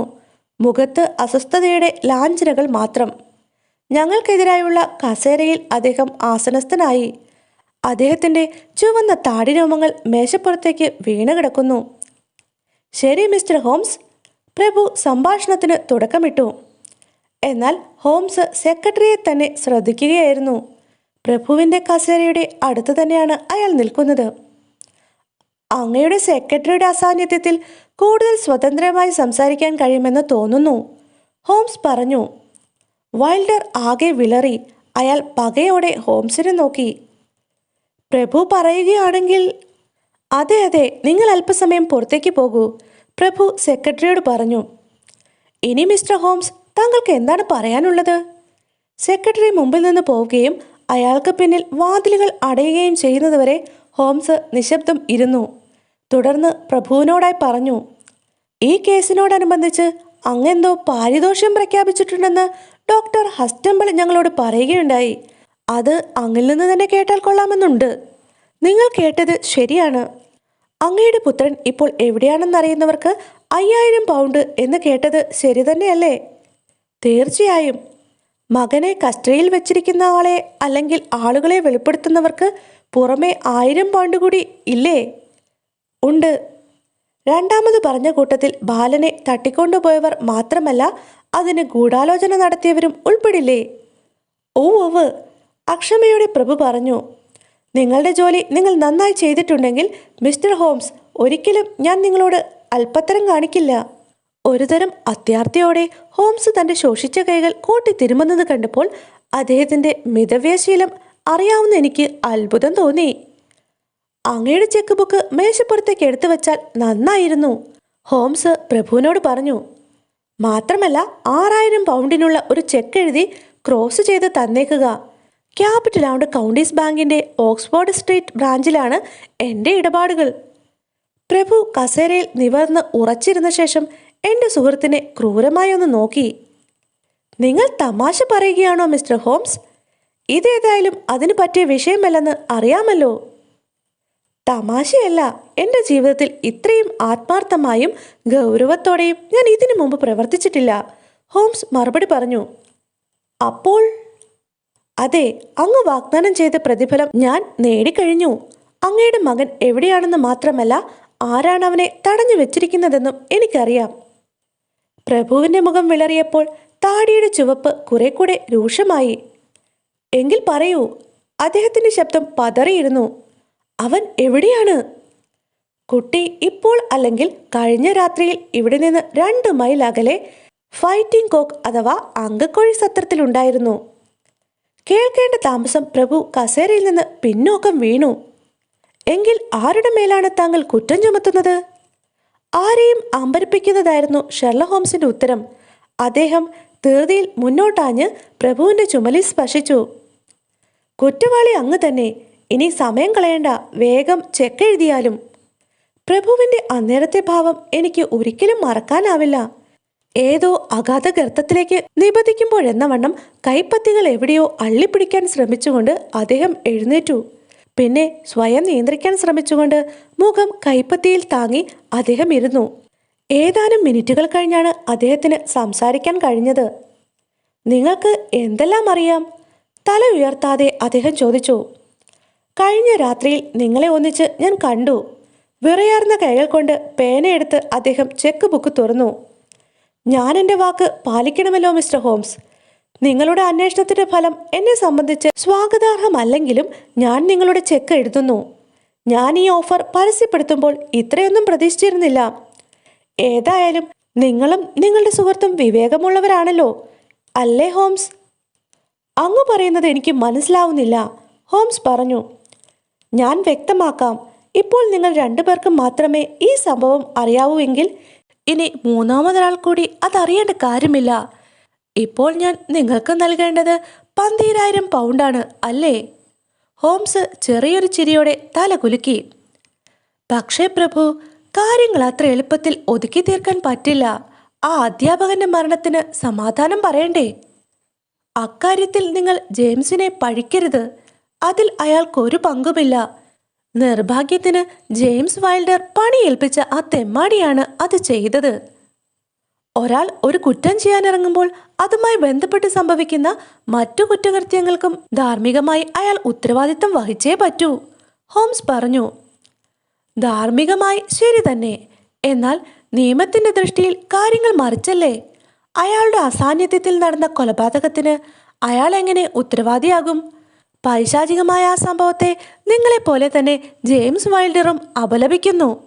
ഇക്കാര്യം അറിഞ്ഞ ഉടനെ ജെയിംസ് എല്ലാ കാര്യങ്ങളും എന്നോട് തുറന്നു പറഞ്ഞു. ഭയം കൊണ്ടും പശ്ചാത്താപം കൊണ്ടും അയാൾ വിറയ്ക്കുകയായിരുന്നു. ഉടനെ തന്നെ അയാൾ ഘാതകനുമായുള്ള എല്ലാ ബന്ധങ്ങളും അടർത്തി മാറ്റി. മിസ്റ്റർ ഹോംസ്, നിങ്ങൾ ജെയിംസ് വൈൽഡറെ രക്ഷിക്കണം. അയാളെ രക്ഷിക്കണം എന്ന വാക്ക് ആവർത്തിച്ചാവർത്തിച്ച് പറഞ്ഞുകൊണ്ട് പ്രഭു ഒരു ഭ്രാന്തനെ പോലെ മുറിയിൽ അങ്ങോട്ടും ഇങ്ങോട്ടും നടന്നു. ഒടുവിൽ നിയന്ത്രണം കൈവരുത്തി അദ്ദേഹം കസേരയിൽ വന്നിരുന്നു. മറ്റാരോടും ഇതേക്കുറിച്ച് പറയാതെ നിങ്ങൾ ഇവിടെ തന്നെ വന്നതിൽ എനിക്ക് അങ്ങേയറ്റം സന്തോഷമുണ്ട്. അപകടം കഴിയുന്നത്ര കുറയ്ക്കുന്നതിനെക്കുറിച്ച് നമുക്ക് ആലോചിക്കാനെങ്കിലും സാധിച്ചല്ലോ, പ്രഭു പറഞ്ഞു. തീർച്ചയായും, ഹോംസ് അതിനോട് യോജിച്ചു. അത് സാധിക്കണമെങ്കിൽ അങ്ങ് എന്നോട് ഉള്ളു തുറന്ന് സഹകരിക്കേണ്ടിയിരിക്കുന്നു. എന്നാൽ കഴിയുന്ന എന്ത് സഹായവും ഞാൻ അങ്ങേക്ക് ചെയ്തു തരാം. അതിന് കാര്യങ്ങൾ സമ്പൂർണമായും വിശദമായും ഞാൻ മനസ്സിലാക്കേണ്ടിയിരിക്കുന്നു. ജെയിംസ് വൈൽഡർ അല്ല അധ്യാപകന്റെ മരണത്തിന് ഉത്തരവാദിയെന്ന് അങ്ങ് പറഞ്ഞുവല്ലോ. അതെ, കൊലപാതകി രക്ഷപ്പെട്ടു. വിനയം കൈവിടാതെ ഹോംസ് ഒന്ന് ചിരിച്ചതേ ഉള്ളൂ. കുറ്റാന്വേഷകൻ എന്ന നിലയിൽ എനിക്കുള്ള എളിയ പ്രശസ്തിയെക്കുറിച്ച് അങ്ങ് കേട്ടിരിക്കാനിടയില്ല. അല്ലായിരുന്നുവെങ്കിൽ കുറ്റവാളി അത്ര എളുപ്പത്തിൽ എന്നെ വെട്ടിച്ച് കടക്കുമെന്ന് അങ്ങ് കരുതില്ലായിരുന്നു. രാത്രി 11 മണിക്ക് ഞാൻ നൽകിയ വിവരത്തിന്റെ അടിസ്ഥാനത്തിൽ റൂബൻ ഹെയ്സിനെ ചെസ്റ്റർഫർ ഫീൽഡിൽ വെച്ച് അറസ്റ്റ് ചെയ്തിട്ടുണ്ട്. ആ വിവരത്തിന് ഇന്ന് രാവിലെ ഇങ്ങോട്ട് പുറപ്പെടുന്നതിന് മുമ്പ് പോലീസ് ഓഫീസറുടെ കമ്പി കിട്ടുകയും ചെയ്തു. പ്രഭു അത്ഭുത പരതന്ത്രനായി ഹോംസിനെ നോക്കിയിരുന്നു പോയി. അമാനുഷികമായ കഴിവുകളാണ് നിങ്ങളുടേതെന്ന് സമ്മതിച്ചേ പറ്റൂ, പ്രഭു പറഞ്ഞു. റൂബൻ ഹെയ്സ് അങ്ങനെ അകത്താക്കപ്പെട്ടു. അതെന്തായാലും നന്നായി. പക്ഷേ അതേ അനുഭവം ജെയിംസിന്റെ കാര്യത്തിലും ആവർത്തിക്കരുതെന്നേ എനിക്കിനി അപേക്ഷിക്കാനുള്ളൂ. അങ്ങയുടെ സെക്രട്ടറിക്ക് അല്ലേ? അല്ല, എൻ്റെ മകന് തന്നെ. ഇപ്പോൾ അത്ഭുതം തോന്നിയത് ഞങ്ങൾക്കാണ്. സത്യത്തിൽ എനിക്കൊന്നും മനസ്സിലാകുന്നില്ല. ഇത്രയുമായ സ്ഥിതിക്ക് അതൊന്ന് വിശദമാക്കി തന്നാൽ നന്നായിരുന്നു, ഹോംസ് പറഞ്ഞു. നിങ്ങളിൽ നിന്ന് യാതൊന്നും ഒളിച്ചു വെക്കാൻ ഇനി ഞാൻ ആഗ്രഹിക്കുന്നില്ല. ജെയിംസിന്റെ അസൂയയും വിഡ്ഢിത്തവുമാണ് ഞങ്ങളെ ഈ അവസ്ഥയിലാക്കിയത്. ഇതിൽ നിന്ന് രക്ഷപ്പെടുന്നതിനുള്ള മാർഗം എത്ര വേദനാജനകമാണെങ്കിൽ പോലും സത്യം തുറന്നു പറയുക മാത്രമാണെന്ന് തോന്നുന്നു. എല്ലാം കുറെ ഓർമ്മകളാണ് മിസ്റ്റർ ഹോംസ്. എൻ്റെ യൗവനകാലത്ത് ഒരു യുവതിയുമായി ഞാൻ പ്രേമബന്ധത്തിലായി. ജീവിതത്തിൽ ഒരിക്കൽ മാത്രം സാധിക്കുന്ന ആ തീഷ്ണതയോടെ ഞാൻ അവളെ പ്രേമിച്ചു. എൻ്റെ നിലയ്ക്കും വിലയ്ക്കും യോജിച്ച ഒന്നായിരുന്നില്ല ആ ബന്ധം. അക്കാര്യത്തിൽ എന്നേക്കാൾ ഏറെ അവൾ ബോധവതിയായിരുന്നു. അക്കാരണത്താൽ അവൾ എൻ്റെ വിവാഹാഭ്യർത്ഥന തിരസ്കരിക്കുകയും ചെയ്തു. അവൾ ജീവിച്ചിരുന്നുവെങ്കിൽ മറ്റൊരു വിവാഹത്തിന് തീർച്ചയായും ഞാൻ തയ്യാറാകുമായിരുന്നില്ല. പക്ഷേ വിധി മറ്റൊരു വിധത്തിലായിരുന്നു. തൻ്റെ ഓർമ്മയ്ക്കായി ഒരു കുഞ്ഞിനെ സമ്മാനിച്ചിട്ട് അവൾ എന്നേക്കുമായി എന്നെ വിട്ടുപോയി. കുട്ടിയുടെ പിതൃത്വം എനിക്കൊരിക്കലും ലോകത്തിൻ്റെ മുമ്പിൽ വിളംബരം ചെയ്യാൻ ഒക്കുമായിരുന്നില്ല. എങ്കിലും അവനെ എന്നോടൊന്നിച്ച് വളർത്തി, ഏറ്റവും നല്ല വിദ്യാഭ്യാസം നൽകി. യുവത്വത്തിൽ എത്തുവോളം ഈ രഹസ്യം അവൻ അറിയാതെ സൂക്ഷിച്ചു. എന്നാൽ അവനത് മനസ്സിലാക്കി. അവൻ മുതലെടുക്കാൻ തുടങ്ങി. രഹസ്യം പരസ്യമാക്കപ്പെടുമെന്ന ഭീഷണിയുണ്ടായി. ഞാനാണെങ്കിൽ ഏറ്റവും അധികം ഭയപ്പെടുന്നത് അപവാദമാണ്. എൻ്റെ ദാമ്പത്യ ജീവിതത്തിലെ താളപ്പിഴകൾക്കും കാരണം ജെയിംസിൻ്റെ സാന്നിധ്യമായിരുന്നു. ആ വിവാഹത്തിലുണ്ടായ കുട്ടിയെ നിയമപ്രകാരമുള്ള എൻ്റെ യഥാർത്ഥ അവകാശിയെ കാണുന്നത് പോലും ജെയിംസിന് വെറുപ്പായി. കാര്യങ്ങൾ ഇത്രമാത്രം വഷളായിട്ടും പിന്നെ എന്തേ ജെയിംസിനെ എന്നോടൊന്നിച്ച് തുടരാൻ അനുവദിച്ചു എന്ന് വേണമെങ്കിൽ നിങ്ങൾക്ക് ചോദിക്കാം. എന്നാൽ അവനെ എനിക്കൊരിക്കലും വേർപിരിയുക സാധ്യമായിരുന്നില്ല. അവൻ്റെ മുഖത്ത് നോക്കുമ്പോഴൊക്കെ അകാലചർമ്മം അടഞ്ഞ എൻ്റെ കാമുകിയെയാണ് ഞാൻ ഓർക്കുക. അവനിലൂടെ അവളുടെ സാന്നിധ്യം ഞാൻ അനുഭവിക്കുമായിരുന്നു. അതുകൊണ്ട് അവനെ എനിക്ക് പറഞ്ഞു വിടാൻ കഴിഞ്ഞില്ല. പിന്നീട് എനിക്ക് ഭയം മറ്റൊന്നായി. ജെയിംസിൻ്റെ വൈരാഗ്യത്തിന് ആർതർ ലോർഡ് സാൾട്ടയർ ഇരയായെങ്കിലോ എന്ന്. അതുകൊണ്ട് ആർതറുടെ ജീവരക്ഷയെ കരുതി മാത്രമാണ് അവനെ ഡോക്ടർ ഹസ്റ്റംബിളിൻ്റെ സ്കൂളിലേക്ക് പറഞ്ഞു വിട്ടത്. പ്രഭു പകുതി പറഞ്ഞു നിർത്തി. അല്പസമയം കഴിഞ്ഞ് വീണ്ടും തുടർന്നു. റൂബൻ ഹെയ്സ് എൻ്റെ കുടിയാനായിരുന്നു. അങ്ങനെയാണ് ജെയിംസ് അയാളുമായി ബന്ധപ്പെട്ടത്. ആ റാസ്കലുമായി ജെയിംസ് വളരെ അടുപ്പത്തിലായി. ആർതറിനെ തട്ടിക്കൊണ്ടു പോകുന്നതിന് റൂബൻ ഹെയ്സിന്റെ സേവനമാണ് ജെയിംസ് പ്രയോജനപ്പെടുത്തിയത്. ആർതറെ കാണാതാകുന്നതിൻ്റെ തലേ ദിവസം അവന് ഞാനൊരു കത്ത് അയച്ചിരുന്ന കാര്യം താങ്കൾ ഓർമ്മിക്കുമല്ലോ. ജെയിംസ് ആ കത്ത് പൊട്ടിച്ച് അതിനകത്തൊരു കുറിപ്പ് വെച്ചു. സ്കൂളിനടുത്തുള്ള കുറ്റിക്കാട്ടിൽ റാഗ്ഡ് ഷോ എന്നാണ് അതിൻ്റെ പേര്. രാത്രി സന്ധിക്കാനായിരുന്നു കുറിപ്പ്. അതിനുവേണ്ടി ജെയിംസ് ആർതറുടെ അമ്മയുടെ പേരാണ് ഉപയോഗിച്ചത്. പശ്ചാത്താപഭരിതനായി അവൻ തന്നെ എന്നോട് ഏറ്റുപറഞ്ഞ കാര്യങ്ങളാണ് ഞാൻ പറയുന്നത്. അന്ന് വൈകിട്ട് ജെയിംസ് സൈക്കിൾ ചവിട്ടി കുറ്റിക്കാട്ടിലെത്തി. ആർതറെ കണ്ടു. അവൻ്റെ അമ്മ അവനെ കാണാൻ അതിയായി ആഗ്രഹിക്കുന്നുവെന്നും അർദ്ധരാത്രി അവർ ചതുപ്പ് നിലത്തിൽ അവനെ കാത്തു നിൽക്കുമെന്നും പറഞ്ഞു. ആർതറെ അമ്മയുടെ അടുത്തേക്ക് കൊണ്ടുപോകാൻ രാത്രിയിൽ കുറ്റിക്കാട്ടിൽ ഒരു കുതിരക്കാരൻ തയ്യാറായി നിൽക്കുമെന്നും പറഞ്ഞു. ആ കെണിയിൽ പാവം ആർതർ വീണു. പറഞ്ഞ സമയത്ത് കുറ്റിക്കാട്ടിലെത്തിയപ്പോൾ അവിടെ റൂബൻ ഹെയ്സ് കുതിരയുമായി നിൽപ്പുണ്ടായിരുന്നു. ആർതറെ കുതിരപ്പുറത്ത് കയറ്റി കുറെ പോയപ്പോഴാണ് പുറകെ ഒരാൾ സൈക്കിളിൽ അവരെ പിന്തുടരുന്നത് ഹെയ്സ് കണ്ടത്.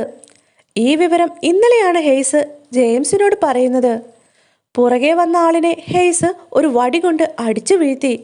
ആൾ മരിക്കുകയും ചെയ്തു. ആർതറിനെ റൂബൻ ഹെയ്സ് സത്രത്തിൽ കൊണ്ടുവന്ന് മുകളിലത്തെ നിലയിലുള്ള മുറിയിലാക്കി. നല്ലവളെങ്കിലും ഭർത്താവിൻ്റെ ചൊൽപ്പടിക്ക് നിൽക്കുന്ന റൂബൻ ഹെയ്സിൻ്റെ ഭാര്യയുടെ സംരക്ഷണയിലാണ് അയാൾ കുട്ടിയെ ഏൽപ്പിച്ചത്. ഇതായിരുന്നു മിസ്റ്റർ ഹോംസ് 2 ദിവസം മുമ്പ് ഞാൻ താങ്കളെ കാണുമ്പോൾ ഉണ്ടായിരുന്ന അവസ്ഥ. താങ്കൾക്കുണ്ടായിരുന്നതിനേക്കാൾ അധികമായ വിവരമൊന്നും എനിക്ക് അപ്പോൾ ഇല്ലായിരുന്നു. ഇക്കാര്യത്തിൽ ജെയിംസിൻ്റെ ലക്ഷ്യം എന്താണെന്ന് താങ്കൾ ഒരുപക്ഷെ സംശയിച്ചേക്കാം. എൻ്റെ ഇളയ മകനും യഥാർത്ഥ അവകാശിയുമായ ആർതറോട് അവനുള്ള പകയ്ക്ക് പറയത്തക്ക കാരണമോ അടിസ്ഥാനമോ ഉള്ളതായി എനിക്ക് തോന്നിയിട്ടില്ല. ജെയിംസിൻ്റെ അഭിപ്രായത്തിൽ എൻ്റെ എല്ലാ സ്വത്തിൻ്റെയും അവകാശി ജെയിംസാണ്. അതിന് തടസ്സമായി നിൽക്കുന്ന സാമൂഹ്യ നിയമങ്ങളെ അവൻ വെറുത്തു. പരമ്പരാവകാശം റദ്ദാക്കി ഓസ്യത്തിലൂടെ എൻ്റെ സ്വത്ത് മുഴുവൻ അവന് നൽകിയാൽ ആർതറെ തിരിച്ചേൽപ്പിക്കും. അവനെതിരെ ഞാൻ പോലീസിൻ്റെ സഹായം തേടില്ലെന്നും അവൻ ഉറപ്പുണ്ടായിരുന്നു. ഈ വിലപേശൽ അവൻ നടത്തി എന്നല്ല പറയുന്നത്. അവൻ്റെ ഉദ്ദേശം അതായിരുന്നിരിക്കണം. എന്നാൽ അവൻ്റെ ആഗ്രഹങ്ങൾ പോലെ കാര്യങ്ങൾ നടന്നില്ല. പരിപാടികൾ പ്രായോഗികമാക്കുന്നതിനുള്ള സമയവും അവന് കിട്ടിയില്ല. പ്രഭു വീണ്ടും തുടർന്നു. ഹൈഡ്ഗറുടെ മൃതദേഹം നിങ്ങൾ കണ്ടെടുത്തതോടെയാണ് അവൻ്റെ പദ്ധതി ആകെ പൊളിഞ്ഞത്. ആ വാർത്ത കേട്ടതോടെ അവൻ ആകെ തളർന്നു. ഇന്നലെ ഈ മുറിയിൽ ഞങ്ങൾ ഒന്നിച്ചിരിക്കുമ്പോഴാണ് ഡോക്ടർ ഹസ്റ്റംബിളിൻ്റെ ടെലഗ്രാം എനിക്ക് കിട്ടിയത്. ജെയിംസിൻ്റെ പരിഭ്രാന്തി കണ്ടതോടെ എൻ്റെ സംശയങ്ങൾ വർദ്ധിച്ചു. ഞാൻ കുത്തി കുത്തി ചോദിച്ചപ്പോൾ അവൻ എല്ലാം തുറന്നു പറഞ്ഞു.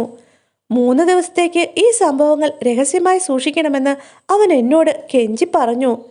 റൂബൻ ഹെയ്സിന് രക്ഷപ്പെടാനുള്ള അവസരത്തിന് വേണ്ടിയായിരുന്നു അത്. പതിവ് പോലെ അവൻ്റെ അപേക്ഷയ്ക്ക് ഞാൻ വഴങ്ങിക്കൊടുത്തു. അപ്പോഴാണ് ഹെയ്സിന് മുന്നറിയിപ്പ് നൽകുന്നതിന് വേണ്ടി ജെയിംസ് സത്രത്തിലേക്ക് കുതിച്ചത്. പകൽ സമയത്ത് എനിക്ക് ആ സ്ഥലത്ത് പോകാൻ പറ്റില്ലല്ലോ. അതുകൊണ്ടാണ് രാത്രിയിൽ എൻ്റെ കുഞ്ഞിനെ കാണുന്നതിന് വേണ്ടി ഞാൻ അവിടെ പോയത്. കുട്ടി അവിടെ സുരക്ഷിതനായിരുന്നു. എന്നാൽ അവൻ ആകെ ഭയന്നിരുന്നു. എനിക്ക് തീരെ മനസ്സിലായിരുന്നുവെങ്കിലും 3 ദിവസത്തേക്ക് കുട്ടിയെ അവിടെ താമസിപ്പിക്കാൻ ഞാൻ അനുവദിച്ചു. ആ അധ്യാപകന്റെ ഘാതകൻ ആരെന്ന് വെളിപ്പെടുത്താതെ പോലീസിനെ രംഗത്ത് കൊണ്ടുവരാൻ പറ്റില്ലല്ലോ. ജെയിംസിന് ഹാനികരമാവാത്ത രീതിയിൽ ഘാതകൻ ശിക്ഷിക്കപ്പെടുന്നത് എങ്ങനെയെന്നും എനിക്കറിയില്ലായിരുന്നു. എല്ലാം തുറന്നു പറയാൻ താങ്കൾ എന്നോട് ആവശ്യപ്പെട്ടു. ഇതാ യാതൊരു വളച്ചുകെട്ടും മറച്ചുവെക്കലുമില്ലാതെ ഞാൻ എല്ലാം തുറന്നു പറഞ്ഞിരിക്കുന്നു. ഈ മനോഭാവം തന്നെ താങ്കൾ എന്നോടും കാണിക്കുമോ? തീർച്ചയായും, ഹോംസ് പറഞ്ഞു. പക്ഷേ ഒരു കാര്യം, നിയമത്തിൻ്റെ ദൃഷ്ടിയിൽ വളരെ ഗുരുതരമായ ഒരവസ്ഥയിലാണ് അങ്ങ് നിൽക്കുന്നത്. ഒരു മഹാപാതകം അങ്ങ് മാപ്പാക്കി. ഒരു കൊലയാളി രക്ഷപ്പെടുന്നതിന് കൂട്ടുനിന്നു. അതിനുള്ള പണമാകട്ടെ വൈൽഡർക്ക് കിട്ടിയിട്ടുള്ളത് അങ്ങിൽ നിന്നാണ്. പ്രഭു തലകുലുക്കി. ഇത് വളരെ ഗുരുതരമായ സംഗതിയാണ്. എൻ്റെ അഭിപ്രായത്തിൽ ഇതിനേക്കാൾ കുറ്റകരമായ സംഗതി അങ്ങയുടെ ഇളയ മകനോടുള്ള സമീപനമാണ്. 3 ദിവസം ആ അഴുക്കിൽ കഴിയാനല്ലേ അങ്ങ് അവനെ അവിടെ വിട്ടിട്ട് പോന്നത്? അത് ചില നിബന്ധനകളിന്മേലാണ്, പ്രഭു പറഞ്ഞു. ഇത്തരം ആളുകൾക്ക് എന്ത് നിബന്ധനകൾ തന്നെ ഉണ്ടായാൽ എന്ത്? ആ കുട്ടിയെ ഇനിയും അവർ അവിടെ നിന്ന് നീക്കം ചെയ്യില്ല എന്നതിന് എന്താണ് ഉറപ്പ്? കുറ്റവാളിയായ മൂത്ത മകനെ പ്രീതിപ്പെടുത്തുന്നതിന് വേണ്ടി അങ്ങ് നിർദോഷിയായ ഇളയ മകനെ അനാവശ്യമായി അപകടത്തിന്റെ വക്കിൽ ഇരുത്തിയിട്ട് പോന്നു. ന്യായീകരണമില്ലാത്ത പ്രവൃത്തിയായിപ്പോയത്. തൻ്റെ സ്വന്തം മന്ദിരത്തിൽ വെച്ച് ഇത്തരമൊരു വിലയിരുത്തൽ ഹോൾഡർനെസ്സിലെ അഭിമാനിയായ പ്രഭുവിന് സഹിക്കാവുന്നതായിരുന്നില്ല. അദ്ദേഹത്തിൻ്റെ നെറ്റിത്തടത്തിലേക്ക് രക്തം ഇരച്ചു കയറുന്നുണ്ടായിരുന്നു. മനസാക്ഷി അദ്ദേഹത്തെ നിശബ്ദനാക്കി.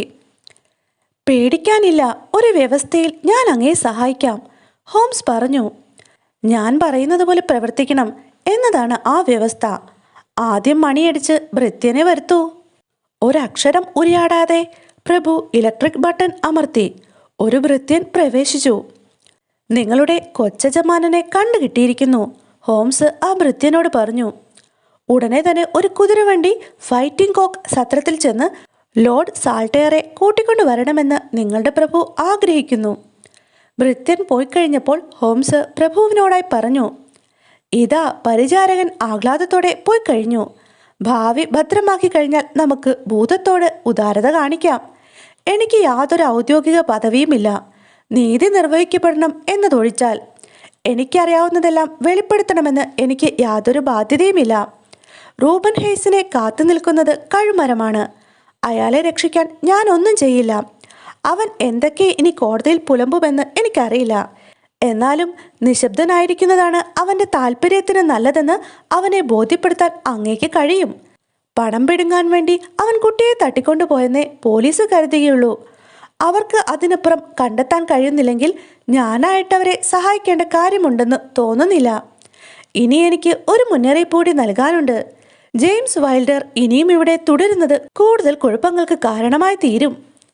അതെനിക്കറിയാം മിസ്റ്റർ ഹോംസ്. അവനെ ഞാൻ താമസിയാതെ ഓസ്ട്രേലിയയിലേക്ക് പറഞ്ഞയക്കുകയാണ്. അങ്ങനെയാണെങ്കിൽ പ്രഭുവുമായുള്ള ബന്ധം പുനഃസ്ഥാപിക്കുന്നതിനും അങ്ങ് ശ്രമിക്കണം. ആ ബന്ധം മുറിയുന്നതിനുള്ള കാരണം ജെയിംസിൻ്റെ സാന്നിധ്യമാണെന്നാണല്ലോ അങ്ങ് പറഞ്ഞത്. ഞാൻ അതും തീരുമാനിച്ചു കഴിഞ്ഞു. ഇന്ന് രാവിലെ ഞാൻ പ്രഭയ്ക്ക് കത്തയച്ചു കഴിഞ്ഞു. അങ്ങനെയാണെങ്കിൽ ഞങ്ങളുടെ ഹ്രസ്വമായ ഈ സന്ദർശനം കൊണ്ട് ആഹ്ലാദകരമായ ഇത്രയധികം കാര്യങ്ങൾ സാധിച്ചതിന് എനിക്കും എൻ്റെ സുഹൃത്തിനും സ്വയം അഭിനന്ദിക്കാമല്ലോ. ഇനി വേറൊരു കാര്യം കൂടി ചോദിച്ചറിയാനുണ്ട്. കാളക്കുളമ്പുകളുടെ മാതൃകയിലുള്ള ലാടമാണല്ലോ ആ ഹേസ് അയാളുടെ കുതിരയ്ക്ക് അടിച്ചിരിക്കുന്നത്. ഈ അസാധാരണമായ സൂത്രം വൈൽഡറുടെ ഭാവനയിൽ ഉരുത്തിരിഞ്ഞതാണോ? അത്ഭുത ഭാവത്തിൽ പ്രഭു ഒരു നിമിഷം നിശബ്ദനായി നിന്നു. പിന്നെ അദ്ദേഹം വാതിൽ തുറന്ന് അതിവിശാലമായ ഒരു മുറിയിലേക്ക് ഞങ്ങളെ ആനയിച്ചു. ഒരു മ്യൂസിയം, നിറയെ ചില്ലലമാരകൾ, ചരിത്രത്തിൻ്റെ കഴിഞ്ഞ ഏടുകൾ മറിക്കുന്ന അനുഭവം. അവിടെ കണ്ടൊരു അലമാരയിൽ അതേ തരം ലാടങ്ങൾ, ഇങ്ങനെയൊരു കുറിപ്പും. ഹോൾഡർനെസ് ഹാളിലെ കിടങ്ങുകളിൽ നിന്ന് കണ്ടെടുത്തത്. കുതിരക്കുളമ്പുകളിൽ തറച്ചു പിടിപ്പിക്കുന്നതിനുള്ള ലാടങ്ങൾ. അടയാളങ്ങൾ നോക്കി പിന്തുടരുന്നവരെ ആശയക്കുഴപ്പത്തിലാക്കാൻ വേണ്ടി പിളർന്നെടുത്ത ഇരുമ്പ് കൊണ്ട് ഉണ്ടാക്കപ്പെട്ടവ. മധ്യയുഗങ്ങളിൽ ഹോൾഡർനെസ് പ്രഭുക്കന്മാർ ഉപയോഗിച്ചിരുന്നത്. അലമാരയുടെ കണ്ണാടി വാതിൽ തുറന്ന് ഹോംസ് ഒരു ലാടമെടുത്ത് പരിശോധിച്ചു. അതിൽ നിന്നും ഇനിയും ഉണങ്ങിക്കഴിഞ്ഞിട്ടില്ലാത്ത ചെളി ഹോംസിന്റെ വിരലുകളിൽ പറ്റി. വടക്കൻ പ്രദേശത്ത് വന്നിട്ട് എന്നെ ഏറ്റവും അധികം ആകർഷിച്ച രണ്ടാമത്തെ വസ്തുവാണിത്. പ്രഭുവിനോടായി തിരിഞ്ഞ് ഹോംസ് പറഞ്ഞു. അതിയായ നന്ദിയുണ്ട്. അപ്പോൾ ഒന്നാമത്തേതോ? പ്രഭു തിരക്കി. ഹോംസ് ചെക്കെടുത്ത് വൃത്തിയായി മടക്കി സസൂക്ഷ്മം ഡയറിയിൽ തിരുകി. എന്നിട്ട് വാത്സല്യപൂർവ്വം അതൊന്ന് തഴുകി കോട്ടിൻ്റെ അകത്തെ പോക്കറ്റിൽ ഭദ്രമായി നിക്ഷേപിച്ചു. എന്നിട്ട് പറഞ്ഞു, ഞാൻ എത്രയോ സാധുവായ ഒരു മനുഷ്യനാണ്.